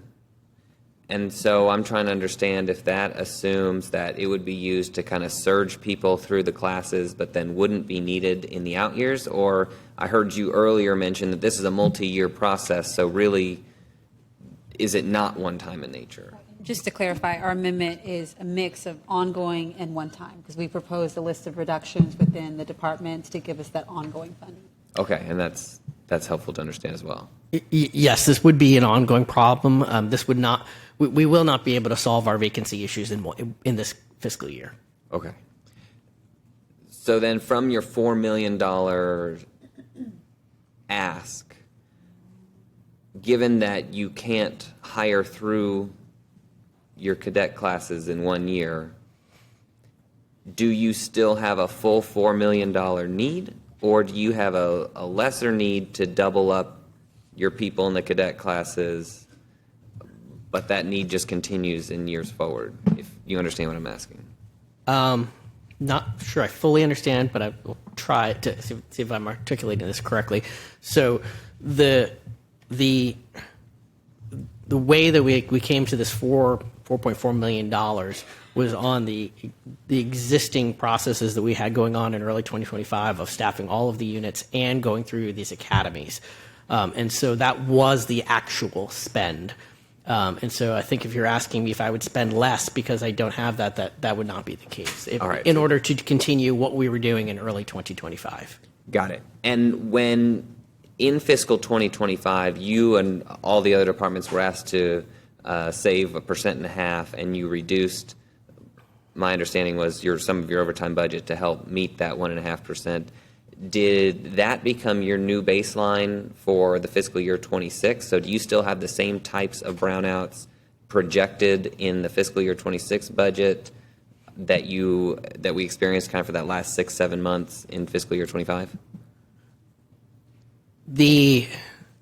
So in looking in what this year looked like, if you're asking in the base structure, I think the most important thing for us is looking at what our overtime spend is, regardless of where it is coming from, and having some flexibility there to understand it. So if we were to do a larger cadet class, for example, which is something we desire to do, to try to increase that throughput, then I would need to offset whatever that amount would be elsewhere in the department in order to do that. So, it becomes a fundamental question that we work through of, the timeline that we try to structure for how long is it going to take us to fill these vacancies.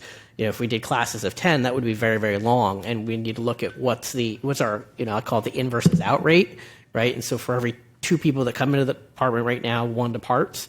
If I'm only running 10 per class, it would not match just our departures. However, if we were to do 20 or 30 or 40 in a class, then we would make more inroads into that, but it would be more expensive. And so we'll need to make that adjustment regardless of where our budget ends, to make sure that whatever expenditures we increase in one area, that we are accommodating them elsewhere in the department. Okay. And Director Lang, I just wonder if you could confirm for me. I looked on the budget, open budget ATX, and it seems to me that the overtime budget from fiscal year 25 to 26 is almost exactly static. Is that correct? 13.8 last year, 13.4 this year. Is that accurate? So you must have been looking just in one unit, I believe, and you all correct me if I'm wrong. The 25 overtime budget for EMS total was about 19 million. Okay. And it's 20 million in fiscal year 26. Okay, that helps. And then I wanted to also understand, we had discussion both during the regular budget process. Councilmember Siegel brought up, these BLS units or other types of programs that are really effective. But if we were to authorize those, do you have the people, or do you still have the same problem that we just talked about, that we could give you the BLS unit, but you don't have the person in either? You just have to run someone on overtime or catch up through the academy. Yeah, that's correct. So, as we would look at that, trying to build out a plan, particularly, our BLS units would be co-located, so it wouldn't be like in a vacant station, for example. And so a little bit of a different impact than, say, a medic unit. And so we would look at the long-term strategy of implementing that over time, and trying to use some of those dollars, if there was allocated, towards training, education, onboarding, and all of those pieces, until which point we could bring that live. Okay. And could you talk to us a little bit, changing gears just ever so slightly, on your communications personnel needs? I assume your call takers.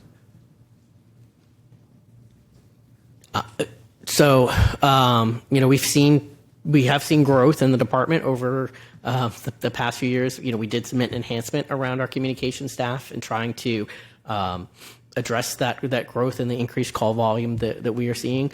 We are working through our own opportunities to look at what options we would have within our current structure to reconfigure. And that was one piece that we had talked about was positions around specifically we call controlling, which is kind of a dispatcher that looks at things from a broader perspective to try to manage the fact that we want to make sure that ambulances are available for high acuities and that we're not in that old process of just sending the closest ambulance to every single call. But moving forward, that was an enhancement that we had asked for, but we are already looking internally to see what other levers could we pull, recognizing that we believe that's an important part for us moving forward as a department. And so we'll have to figure out ways to make that work. And if I can, let me say it a different way just to make sure I'm understanding. You have a need for extra communications people. Like right now, whether it's through vacancies or just the growth in the population, we need more call takers to meet the level of response that we would like to see. I think, yes, in order to address the growth that we are seeing over time, we need to have optics on the communication center and make sure that, for the next few years that it's a priority for us in growth. And we need to balance that with the growth of the department.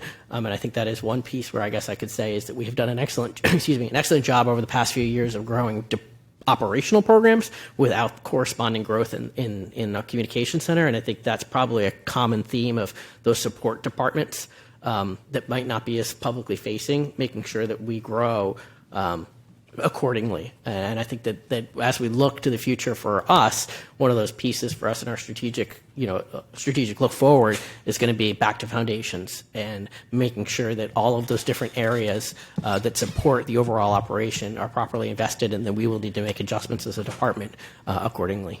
Okay.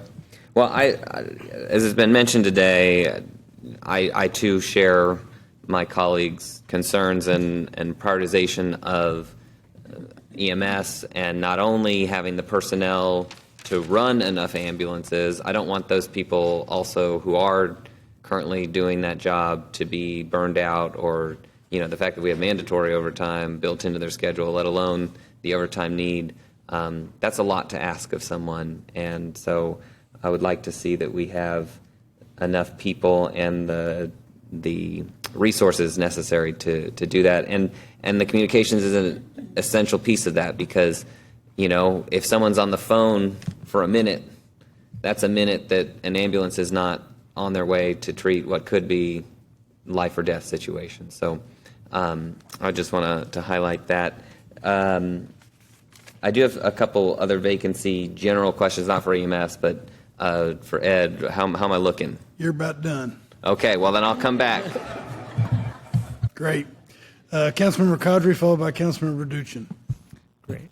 Thank you, Mayor. I have a question for Chief Baker. I know you're in a walking boot, Chief, so I'd hate to have you just cry out. Yeah, you could just scream cry it out.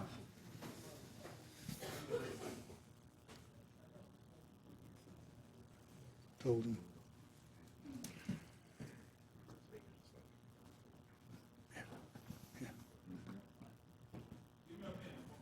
Yeah, no worries. I'm not counting this against you, Councilmember Kadri. This is all on him. No, you're good.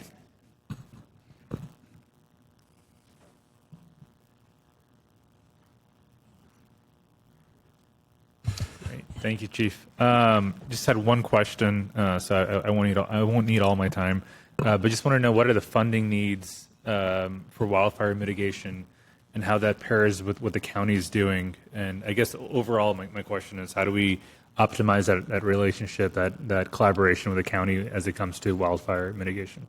Well, thank you, sir, for that question. Again, my name is Joel Baker, Austin Fire. The city and the county and our state agent, we work hand in hand to support wildfire mitigation. But as you may be aware, the city of Austin is classified as, I believe, as the 5th most hazardous city in the country for potential property loss. And although we put measures in place by adding a wildfire battalion, as well as making sure, I want to say close to 25%, if not 50% of our firefighters who are trained in advanced wildfire tactics and strategy, and every firefighter has some type of basic wildfire mitigation purposes. But in order to stay ahead of when and not if the wildfire come to the city of Austin, or the risk continue to increase, the funding for wildfire mitigation is very important. I believe that's your question. Yes, sir. And sorry, yeah, the manager picked this up. And then my other question, part of that question, was just what are the funding needs? The funding needs right now. We have the funding for the I think it's wildfire boots and the tent, but we do need continuing funding to support the wildfire effort. I believe we have subtracted $1 million, I think, from wildfire mitigation, preparation, preparedness. So the funding need is definitely that. Got it. Great. That helps. Well, that's it on my end. Thanks for coming on down. Thank you, Councilmember. Councilmember Duchin, followed by Councilmember Vela. Thank you, Mayor. Well, first, I really just want to thank staff for their help and support. You guys have been incredibly responsive. Really made every effort to get us information on short notice. I'm really grateful for that, and obviously grateful for and looking forward to getting things clarified over the next few days as we go through this process and your help with that.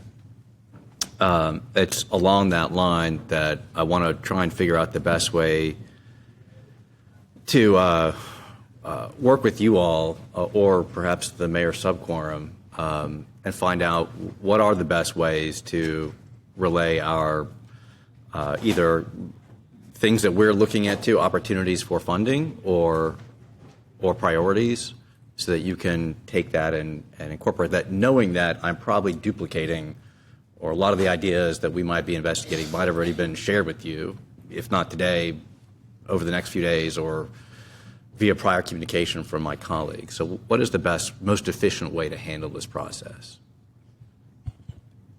I think the conversation today has been helpful for us to hear and understand. And so as you all are talking over today and tomorrow, I think that will be a helpful use. Again, if you have any specific amendments that you want to get in, getting those to staff by tomorrow morning would be helpful. And the way that you all have been using the message board has been very helpful as well. Just having those conversations so that we can see as staff and the community can see what your priorities are. And I love it when you all chime in and respond to each other, so I can start counting on who's saying yes and no. Those are ways that can help us as we try to move forward in this process. Okay, that's what I'm trying to figure out, because I don't know if it's helpful for me to say, hey, well, I agree with the rest of the council on public safety priorities, or hey, I agree with Councilmember Ellis on wildfire mitigation and also the work on making sure that our part-time employees are supported. So yes, any clarity you guys can offer over the now or the next few days about what the best way to do that is, that's, again, not eating up everybody's time here, but perhaps, I don't know whether that's an email, whether it's the message board, or saying Telegram, whatever you guys think makes. I think this is meaningful, and you saying that you support the things that have already been said. We are, me, Eric, staff upstairs, we're feverishly taking notes and putting names by them, so this is helpful. Okay, then I'll plan on continuing that process, and I'm assuming that everybody else will take note of that and do that as well. I had some questions for Chief Davis, if she is still with us. Is she not? Or somebody from APD? She just stepped outside. There she is. Okay. Oh, there she is.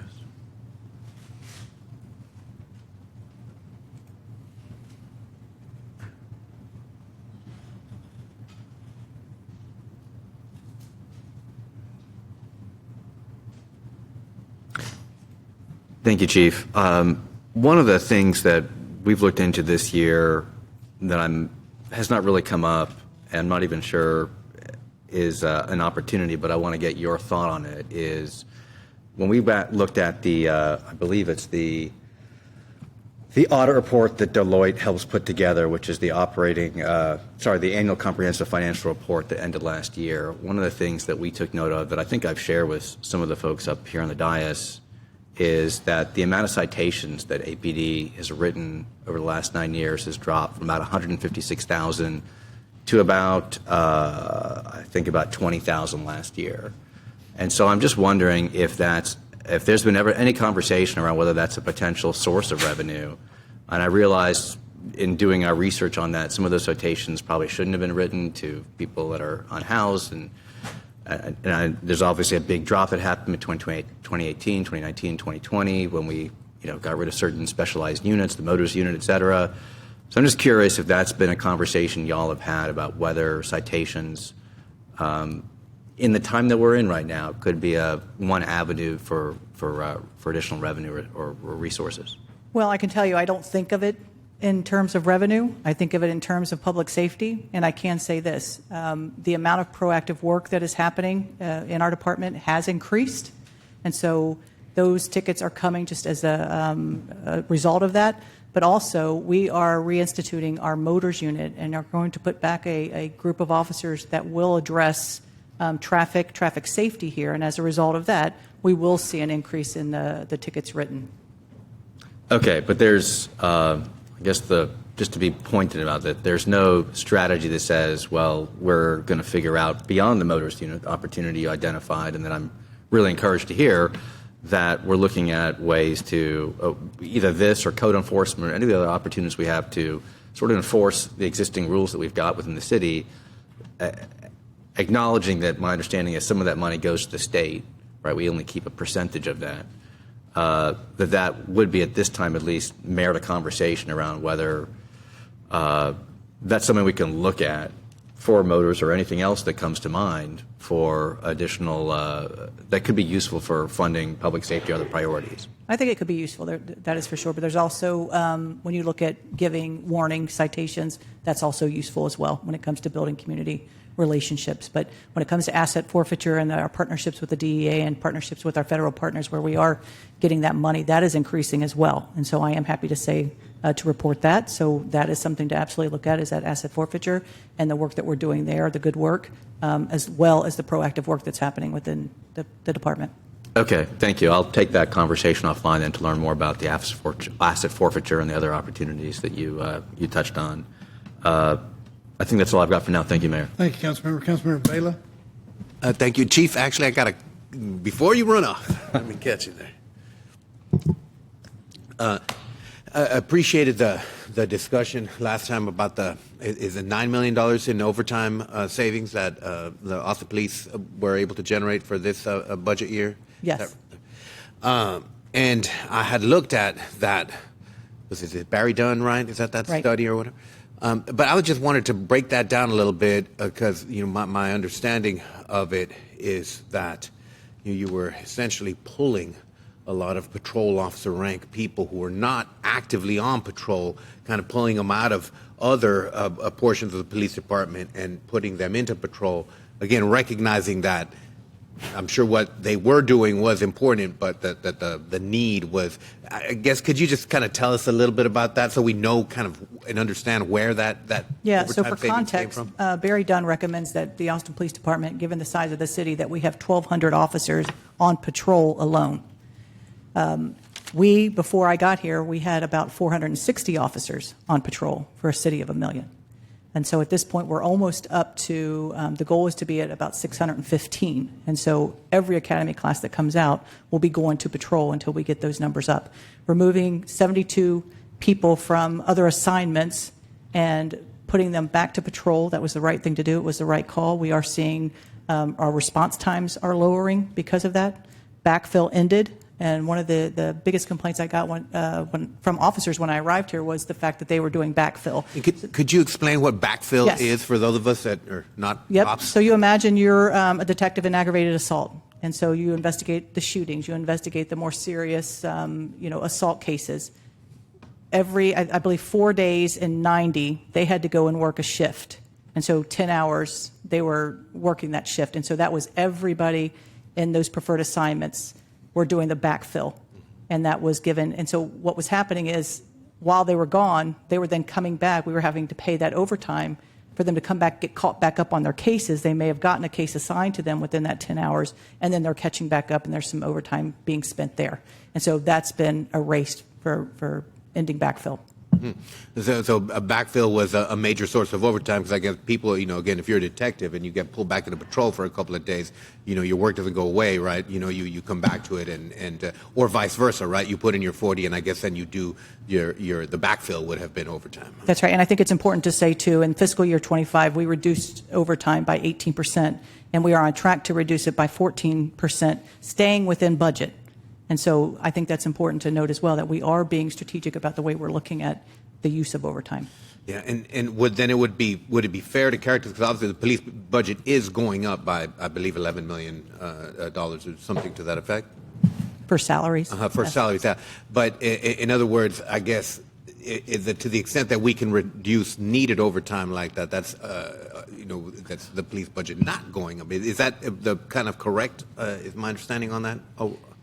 Well, I think it's important, too, and maybe Kerri can speak to this, but we are, the mandated return on vacancies that we give, I think, increased by $10 million this year. So we're giving back, I believe, $30 million a year in that mandated return. So when you're looking at overtime and being down over 300 officers, we have to use that overtime in the, every day that we're doing. And believe me, every community that I go and talk to, it is not that we want to see less of APD. It is we want to see more officers out, and we want better response times. Sure. And again, I appreciate your moves on the staff and eliminating backfill and putting people back onto patrol. What's next, I guess, would be my kind of, in terms of efficiency, in terms of gains, what are y'all looking at nowadays? So we're going to be having, and this is still being cleared with DC and Fortune, but our next Public Safety Committee, we're going to be talking about Barry Dunn and the recommendations and where we are with the recommendations there, as well as our use of force and our police network investigations and the way we're addressing violent crime reductions here in the city. Okay. Chief, thank you very much. Appreciate it. Thank you. Next questions I had were about the Housing Trust Fund. And the Housing Trust Fund has, or let me just turn it into a question. How does the Housing Trust Fund get funded, or how has the Housing Trust Fund been funded in the past? So the Housing Trust Fund receives a transfer from the general fund. I think it is budgeted at $11 million in this fiscal year, and then it also gets downtown density bonus revenue. Mm-hmm. And about how much downtown density bonus revenue, and it didn't have to, I know, because that's got to vary year by year, right, as buildings come open and whatnot. But how much revenue are we talking about over, like, let's say a handful of years, just to get a sense of what that can bring into the affordable housing, the Housing Trust Fund? Let me get it pulled up.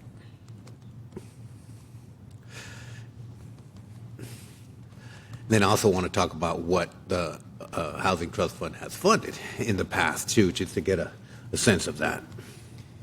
And could they also talk about the formula for the Housing Trust Fund? Because it's not a made-up number. It's tied to something. Yeah. It's former city property that was off the tax roll.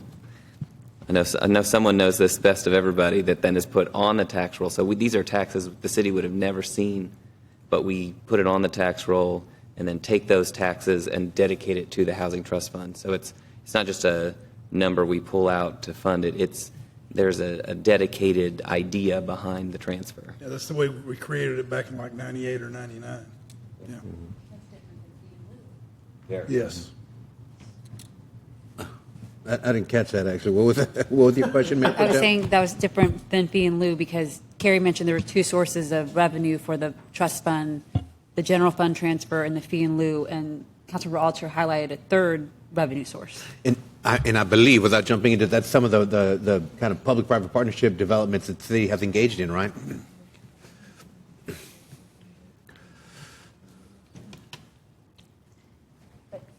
to also add, another question I have on this topic is, with the legislative change from the legislature on the fee in lieu portion, we should anticipate reductions in the fee in lieu collections for this fiscal year. Yes. Am I right? Unless what we're attempting to do works real well with the FAR. I mean, with the non-FAR. Unfortunately, I don't see any cranes. I see very few cranes downtown right now. So The economy matters. yeah. So, apologize for the delay. We've been entertaining ourselves. I see. So, actually, my computer has gone dark on me a little bit. It's not pulling up the budget, but if you would give us a few minutes, we would try to get that information pulled up, and we'll make sure we have the answer to, over the last several years, what kind of programming. I do believe that the housing departments look at what the next year requirements are. So some of the programming changes year over year. And so let me just work on getting that detail for you. And no problem. And I'll yield my time after just a real short comment. We're unlikely to be able to continue making a general fund transfer to the Housing Trust Fund in the near term. And so my concern is about the programs that have been funded out of the Housing Trust Fund. We're going to have to, unfortunately, I think, take a very hard look at those and decide which ones we want to really emphasize and which ones we're not going to be able to fund in the future. But that's essentially the conversation. And then to that, assuming that we're not going to have a general fund transfer, and assuming that, for example, the public-private partnerships that we've signed and density bonus, fee in lieu density bonuses are going to be going into the Housing Trust Fund, I think that kind of tees up that conversation about what can we do to generate funds into the Affordable Housing Trust Fund, because it has been, I think, a critical source of revenue for us in various situations dealing with crises.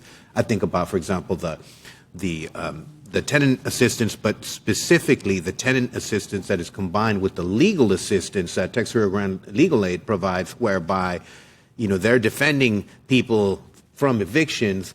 But if you don't have any money, there's not a lot you can do in terms of preventing an eviction. But what the city has been able to do is provide basically deal closing money to get people, get evictions canceled. And that's in particular would be my major focus. And then just a couple of comments on some of the other questions that have gone around here. I would agree with the Mayor Pro Tem, the 540 for the pilot program. This is just not the year for pilots. I'm looking at not just what we can and can't do this year, but what we can and can sustain into 26, 27. I'm not a fan of just doing things for 1 year. We need to have kind of a multi-year kind of horizon. If we're going to fund something, if we're going to do it, we should sustain the operations for a number of years. And along with that, I know there's additional staffing that I saw for both planning and for ACME. Again, I don't know if outside of, I know parks, and EMS, but I just don't know if the ACME and planning, the additional staff, doesn't seem the right time to be adding staff when we're going to be under such, the general fund is going to be under such a pressure kind of coming down the road. So just a couple of comments to throw onto the stack. Thank you, Councilmember. We'll now go back to previous speakers, and we'll have the Mayor Pro Tem followed by Councilmember Alter. Thank you. Colleagues, I have 3 more areas I'd like to dig into. Top of mind for me is the social services funding.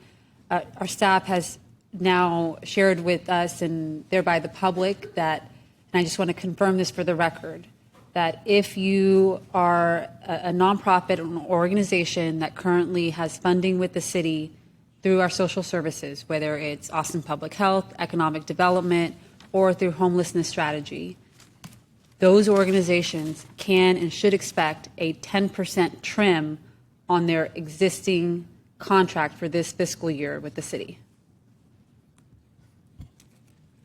Austin Public Health contracts, economic development, and community court will see a 10% reduction. Homeless strategy or homeless contracts. So DAC has a couple of those.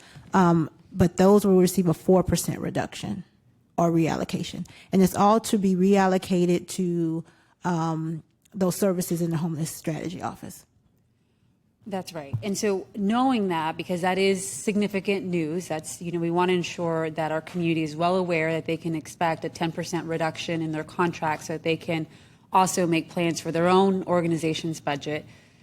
Knowing that, how many organizations do we know will be impacted by this 10% trim in funding? Let me get that information. I don't have the number of organizations in front of me. Building off of that, the other thing that is alluded to with this 2-year outlook is anticipating that there's going to be further reductions for next year's social service contracts. And, I had a great conversation with the manager yesterday about it. And really what this is teeing up, a great conversation and understanding where this is coming from, I should say, is that this is teeing up a recalibration in how the city of Austin funds social services. Can you speak to how we're moving and what folks can expect in this very intentional shift? So I think the plan is to really look at, as you said, what we are funding and how we are funding those areas, and making sure that we are focusing on the high priority areas. We understand that as a city, we've invested in a number of areas, a number of organizations, and just taking a step back and really evaluating our social service contracts, understanding what return we're getting from those investments and how those investments are moving the needle in the community the way that we anticipate them moving. And so I believe over the next several months, there will be some initial conversations, some analysis as we begin to prepare for fiscal year 27 to identify what shifts we're going to take. We don't have that detail at this moment because we're starting that work, but in the coming months we'll be able to speak specifically to these are the areas that we're looking at, this is the evaluation that we're doing, and what to anticipate for 27. That's right.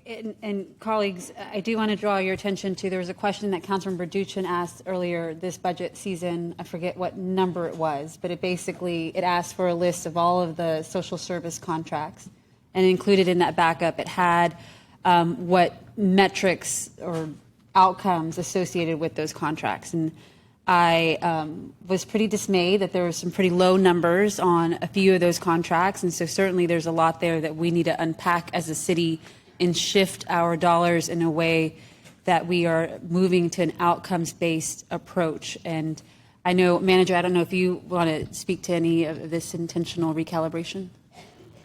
Sure. Thank you, Councilwoman. And I appreciate our conversation yesterday. And Kerri talked through, I think, the initial side of what we're going to do, and your focus and my conversation with you yesterday was really on next year and bigger outcomes. I will say this just as it relates to a finer point, even on this year's funding.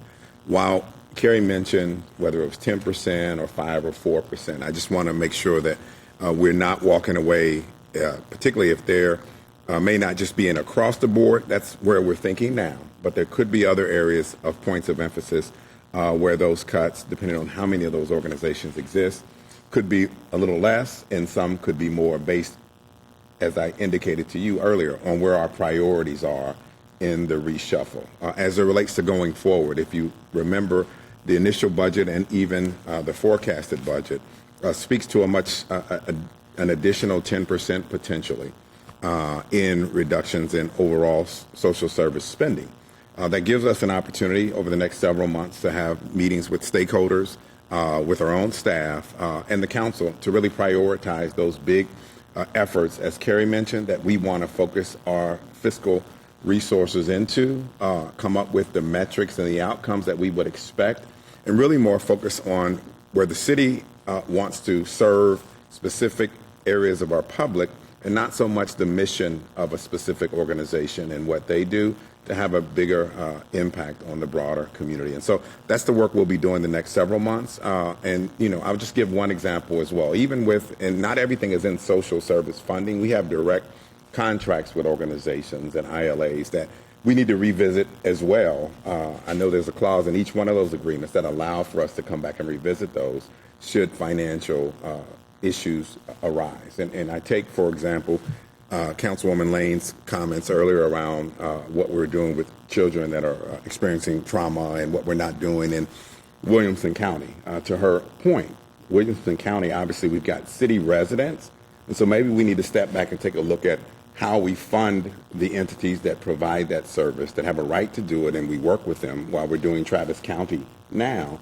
We should be looking at our full footprint and maybe looking at a different formula for the existing resources that we push out for those needs and make sure that we're covering all of the residents in our city, regardless of the county. And so that may be something we look at as well in this iteration. So I just wanted to share that, but I think the go forward truly is to help council helicopter up, get your priorities, and we determine how much we want to spend on a specific effort.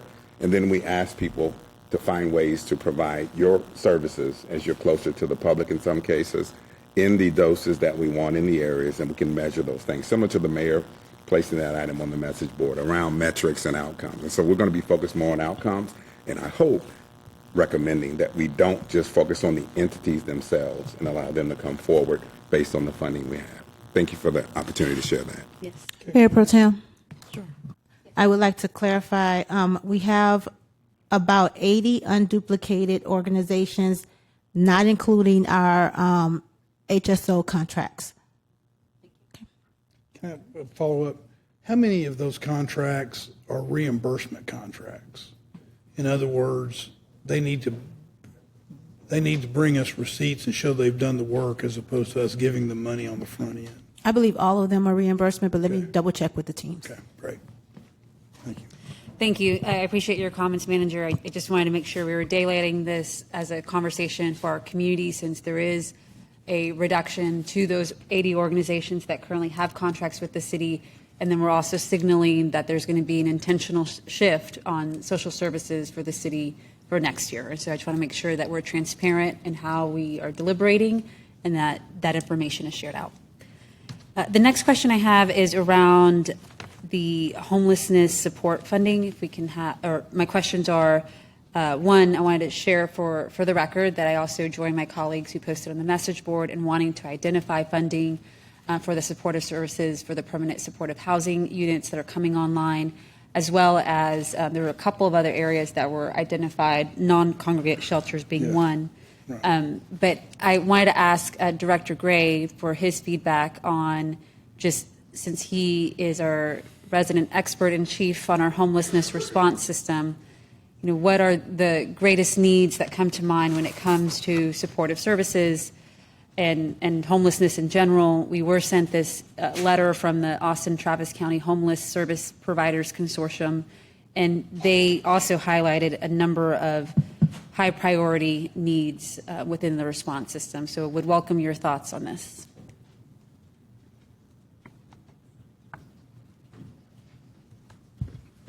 Good afternoon, Mayor Pro Tem David Gray, Director of Austin Homeless Strategies and Operations. I appreciate the question. Thank you so much.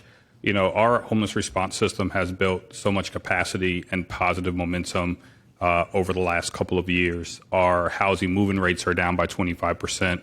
We've seen a reduction in first-time homelessness for the first time in 5 years. We've significantly expanded our shelter operations and brought a more dignified and successful shelter outcome for our community. And our homeless response coordination across the entire system is so much further along in advance than, you know, where it had been. Unfortunately, the impacts of Prop Q can disrupt and in some cases put the car in reverse and move us back into a place that I know many of us have worked so hard to come out of. And so when it comes to funding priorities, given the reality of no longer or having to make some budget adjustments because of Prop Q, our guiding principle first and foremost is to do no harm, to sustain the momentum and the gains that we've been able to develop as a city and in partnership with the community. What that would mean is ensuring adequate and sufficient funding for the shelter investments that we've developed with the city and with partners, community shelters. There are a number of permanent supportive housing developments that are slated to open in 2026 that still need supportive service dollars. If we're not able to allocate supportive service dollars for those developments, And given the shift in federal funding for permanent supportive housing, not only will we have units that are developed and sitting vacant, but those properties are at risk of defaulting on their obligations to their investors, and more people will get evicted and return to the street. So not having those investments in shelter and in permanent supportive housing would be detrimental to our system. Our kind of selfishly, our office also needs more contract management staff if we are going to take on more contracts. Our staff is working as hard as they can to ensure that our vendors are complying with our policies and with the terms of their contracts. But should we add more contracts to our department's oversight, we just need some more staff to oversee those contracts. The last thing is, council member, there's been a lot of discussions around public trust. It's always been a priority of ours to build a dashboard, transparency dashboard that allows the public to take a good look at the performance of our vendors. You know, you had alluded to this today, in fact, about the outcomes of the organizations that we fund. That information is always available to the public, but the way we deliver it right now is very dense. We'd love to be able to have the resources to create those dashboards so that people can see the success of our homeless response system and what we've been able to build together. Thank you. Very good. Thank you. And Manager, we've had, dashboards have come up quite a bit lately. We have one on homelessness, and Councilmember Ellis, you're calling for a dashboard on vacancies and around our budgeting process. So I'm curious how we're going to approach the creation of all these dashboards.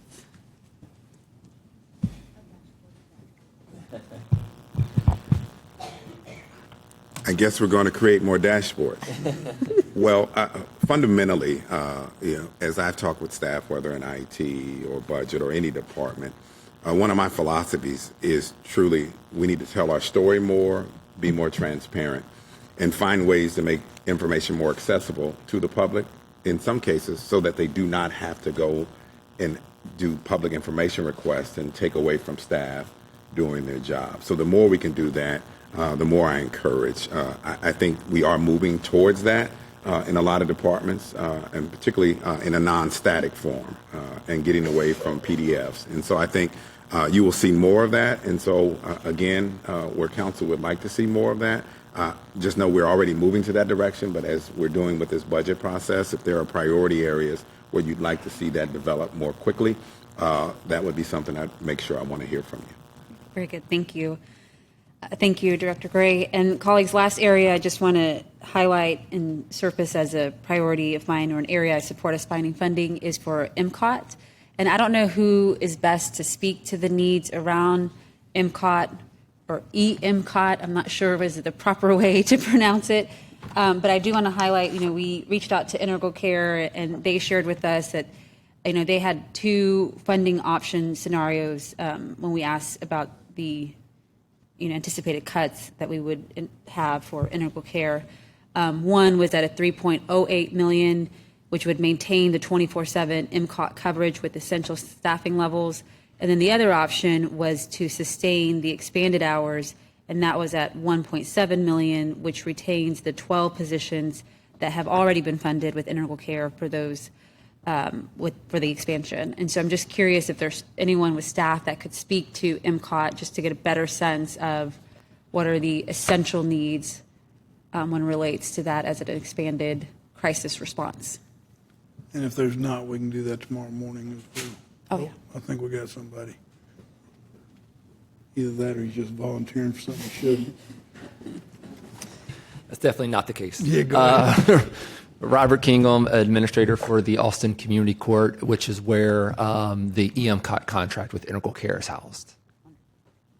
So could you just provide some context as to when we look at identifying funding to continue the operations that we have with Integral Care on the EMCOT, how might we go about it, or any just thoughts that you'd like to surface in recognition of what are the essential needs, since we are going to have to shift dollars to continue this funding? Sure. So I think a priority, has been identified by the council during this previous budget cycle or current budget cycle and previous years, is to establish a 24/7 field response team for mental health crisis. Integral Care has been implementing that model and is currently at 24/7 capacity for field-based response for mental health crisis, and that need does exist. I mean, we could continue to work with Integral Care to maybe look at where the most mental health or when the most mental health crisis calls are coming in and aligning the schedule specifically for that. But it's incredibly unpredictable. And so I think that's why one of the benefits for the 24/7 field-based response is to have a qualified mental health professional available to respond for that situation, whether it be at 2 o'clock in the morning or 2 o'clock in the afternoon. Thank you. So in which case, then I support any efforts and all efforts from the city in identifying that 3.7 million that's needed for us to continue to have a 24/7 mental health response. Thank you. Thank you, Mayor Pro Tem. Councilmember Alter, then Councilmember Alter. Great. Do a couple quick hits here, and then I do have my vacancy questions. Just want to second the MCOT. I think I mentioned it before, but huge priority. And when we talk about trying to save money in the long run, right? If we don't have these clinicians doing it, it's most likely going to be APD officers, and we need them doing other jobs. We don't have enough people, and this is a force adder. So not only does it help get more people doing the job we need, but their outcomes are really quite staggering. So that, as well as the homeless services that the Mayor Pro Tem mentioned, I think it's critical that we may not be able to move forward as much as we wanted to as it relates to homeless services, but we can't go backwards. And so having money for our shelters, like out at TOOF, that are going to be operating, we have to be able to fund those because we've already paid for them and invested in them. We need to operate them. Same story with the Foundation Communities Permanent Supportive Housing, as well as the permanent supportive housing that is coming online in January. These are projects we invested in. I want to say it's the Roz is the one that is, I know Burleson Studios is the one that, no, I had it right, the Roz. We paid money to develop these. We can't have them either sit vacant or not serve the purpose. I've heard Dr. Johnson talk about the dangers of having PSH where you don't have the S.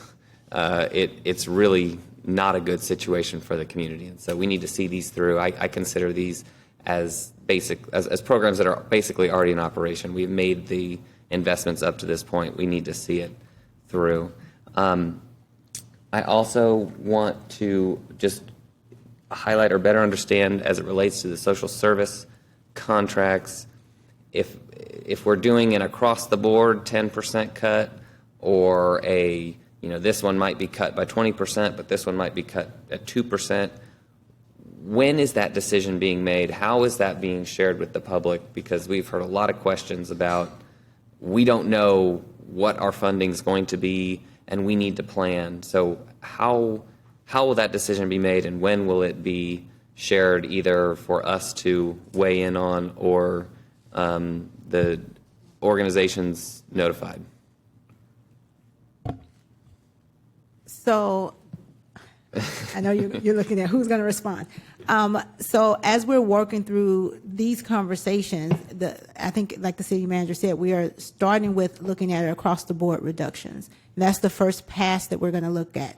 There may be some deeper dives or some realization that some of these contracts can't, for whatever reason, have that same 10%. And that's where the review that staff is going to continue to work on will come into play. I think once we really understand what the realization or the finalization of this budget looks like, we'll continue to do that work and, of course, try to inform those organizations quickly after we get through the approved budget, and then work with them to see how we can get through or when those reductions will start coming into place, so hopefully they can plan through the rest of this fiscal year. We really want to work with the organizations. We understand that this is a difficult time, but we're trying to do that work as quickly as possible to get them that information. And will we receive that through a memo, or how will the council, because the last thing we want is for 50 organizations to email or call us the week you're notifying them and we're caught flat-footed. We will make sure that you all are not caught flat-footed. Okay, very good. And I would just, as we go through this process, and I know you could tell a story about every single one of these contracts, it's how they exist to begin with. But one that I think is, I would like to mention are around our domestic violence contracts, the survivors of domestic violence, including the shelters. You know, we have had an issue with this as a city. There's been litigation about this. I think it is incumbent upon us to continue the funding as best we can for our domestic violence, both shelters and services. So I just want to put that out there. I also, yes, please. Because that was part of why I think it's important that we're talking about now, that the fact that it is a 10% across the board cut to organizations that have existing contracts for the city. But if domestic violence, and I agree, that's a key area for us. I think that this is the time when we want to provide that direction to staff to either protect and not make as deep of a cut to those specific services. Right. Couldn't agree more.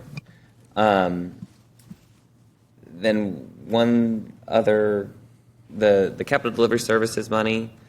I know we are trying to do a lot of this planning on the front end, so we know the cost of projects, so that when we do end up deciding to go forward with whatever, if we decide to go forward with a bond, and if we do, at what scale, we have better planning for that.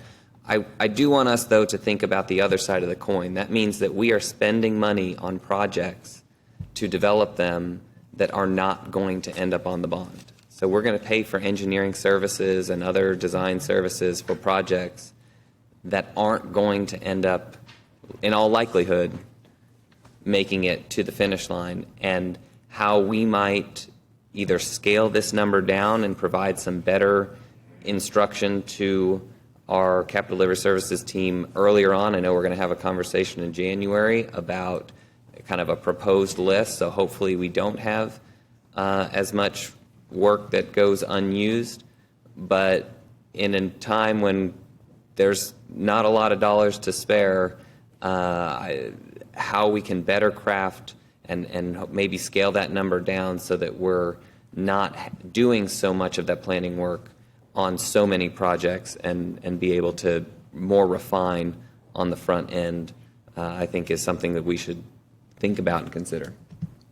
My last kind of area of questions, I wanted to go back to the vacancy discussion and understand just a couple things. So first and foremost, based on your responses before, Mr. Menino, am I understanding that essentially, as it relates to our non-sworn personnel, we will give departments, they will carry an authorized position, but we might not fund that position. We say that we think, 3 of your employees are not going to be filled, and so you get to keep that FTE on paper, but we don't fund it. Is that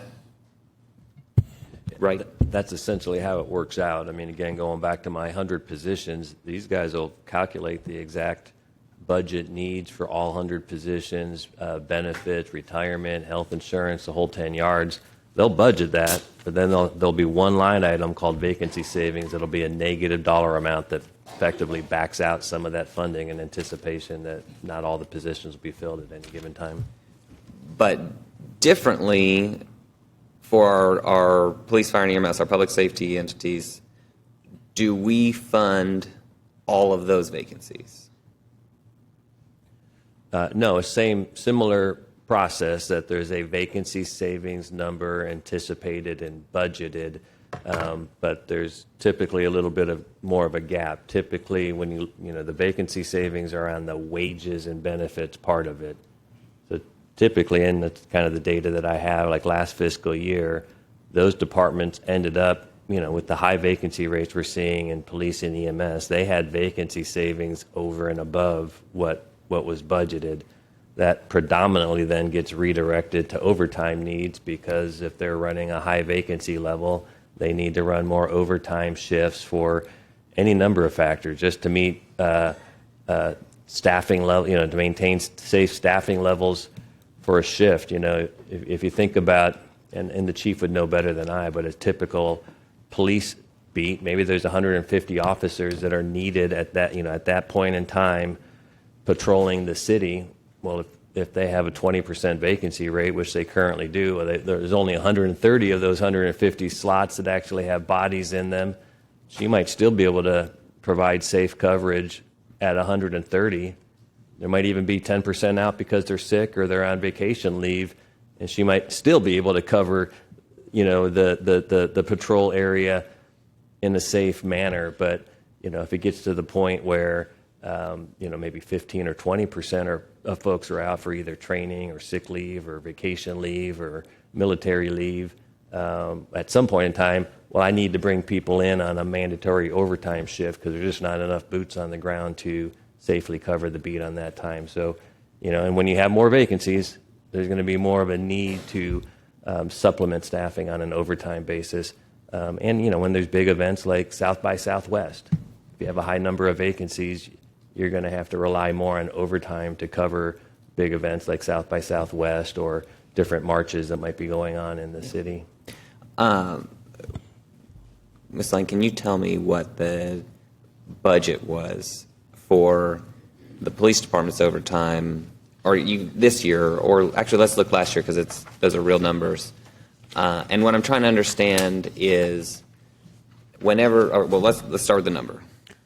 And so to give some of that context, I think Ed mentioned that police had about $8 million over their vacancy savings, so they generated $8 million of additional savings. Their sworn overtime budget was $25.2 million, but their sworn overtime actual costs were $39.1 million. And so it's the play between, the vacancy savings, their overtime budget, and their personnel budget. So all those items, all those variables are looked at as they're managing their overall personnel budget. And so we budgeted 25.2. They had, you said 8 million additional from vacancy savings that they had an overage, so that essentially they used that for overtime, and that gets you to 33.2. Is that correct? It was 8.8 million. 8.8. Okay, so 34. So then where does that extra $5.1 million come from? Is that from their budget and they have to not do something else? Or okay. It's all managed within their budget. And so they work to look at, what they have, what they can spend on, what they can save on over the course of that year to stay within their total appropriation. Okay. And so when we've heard here and elsewhere someone say, you should not fund, these certain vacancies, we're already essentially not funding them. We're just taking the dollars and putting it automatically into overtime. Well, no, not even. We're just not funding them. Correct. Okay. Please. On that, what is the amount proposed for budgeted vacancy savings within the police department?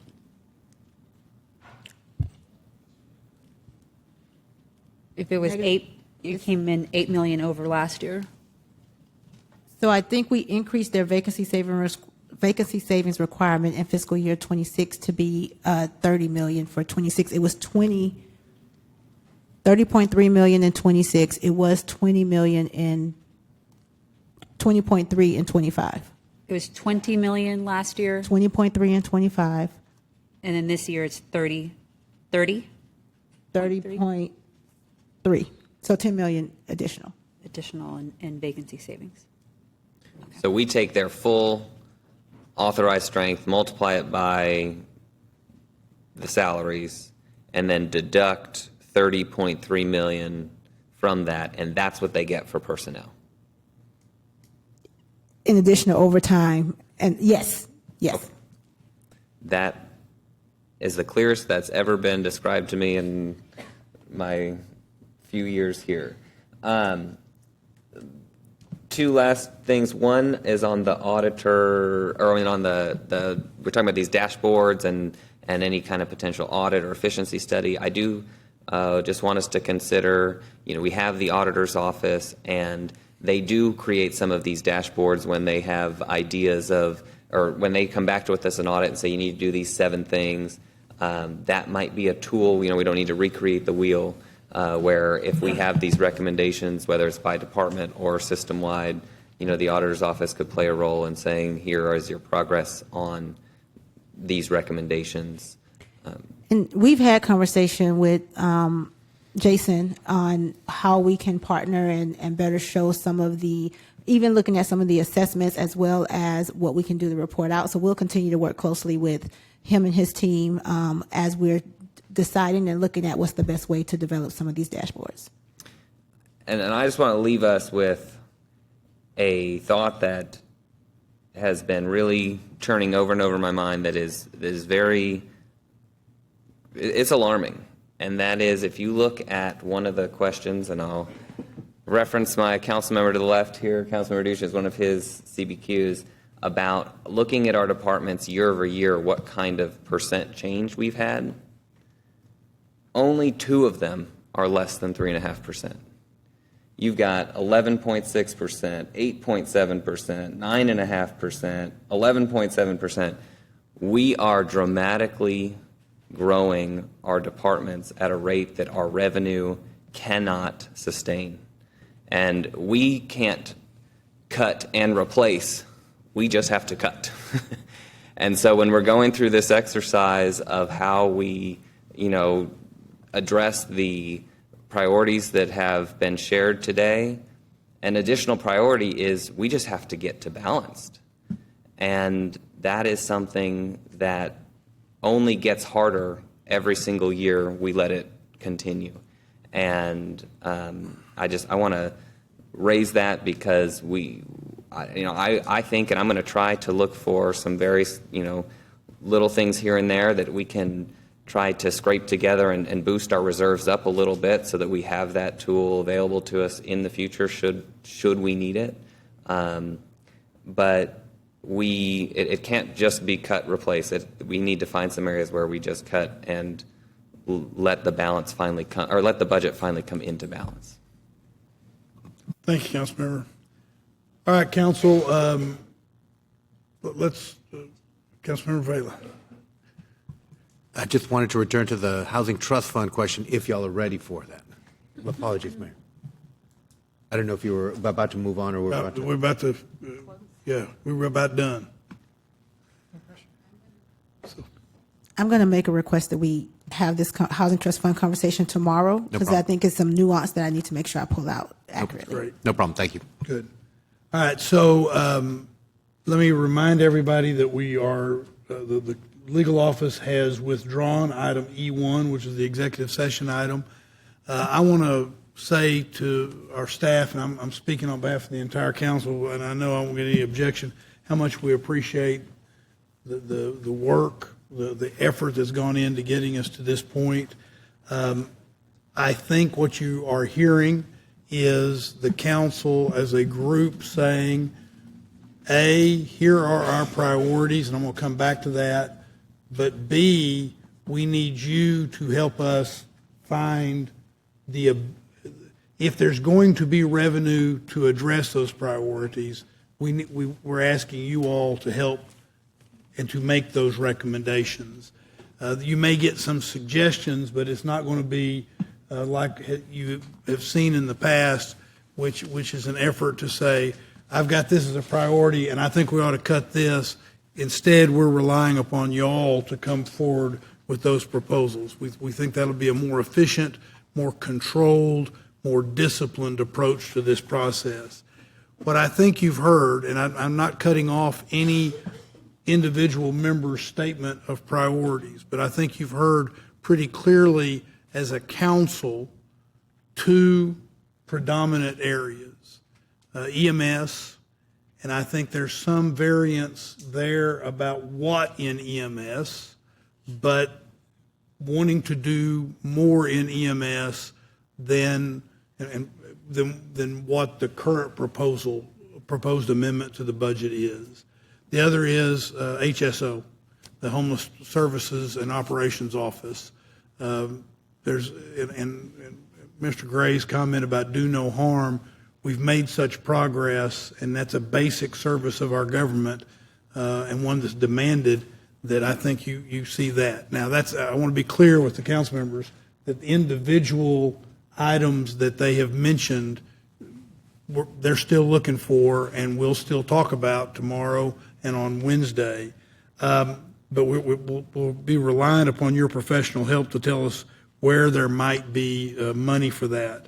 And I want to make sure that the public understands that while today has been a significant and good discussion by council members and all of us wanting to get to the bottom of how we do this and how much that might cost and how do we get some more money to do those kinds of things, there is no expectation, I don't believe, by anybody on this dais that what you'll come back with is all the money.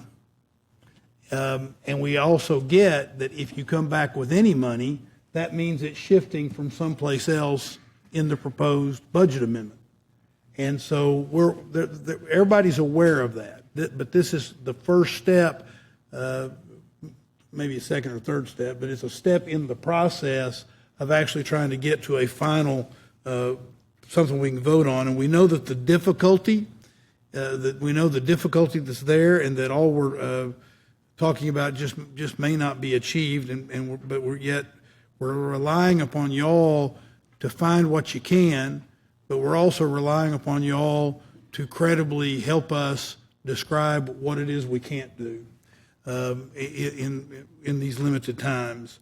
And we all start with the proposition that we can't do it all, and we can't be all things to all people. And so I don't want anybody to misinterpret the very good questions you're getting from this council about what they would like to see and how we might approach it, to be that we don't get that we've got serious budget constraints.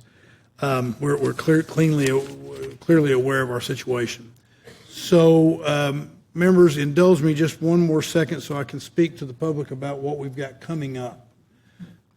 Tomorrow we will have another work session meeting of the council that begins at 10 o'clock in the morning. And we will answer questions like the Housing Trust Fund, things of that nature that we may still have questions about. And regardless of if that's 5 minutes long or if it's 5 hours long, we will also meet at 3 o'clock tomorrow in the same meeting. And that 3 o'clock is a time certain for a public hearing on the budget amendments and potential there. The online registration has closed. It closed at noon today. I announced it earlier this morning, but it closed at noon today. In-person registration closes tomorrow at 9:15 a.m. So I just want to make sure that everybody hears me say that again and has the opportunity. On Thursday, the 20th, so 2 days from now, starting at 10 a.m., we will have a regular scheduled council meeting.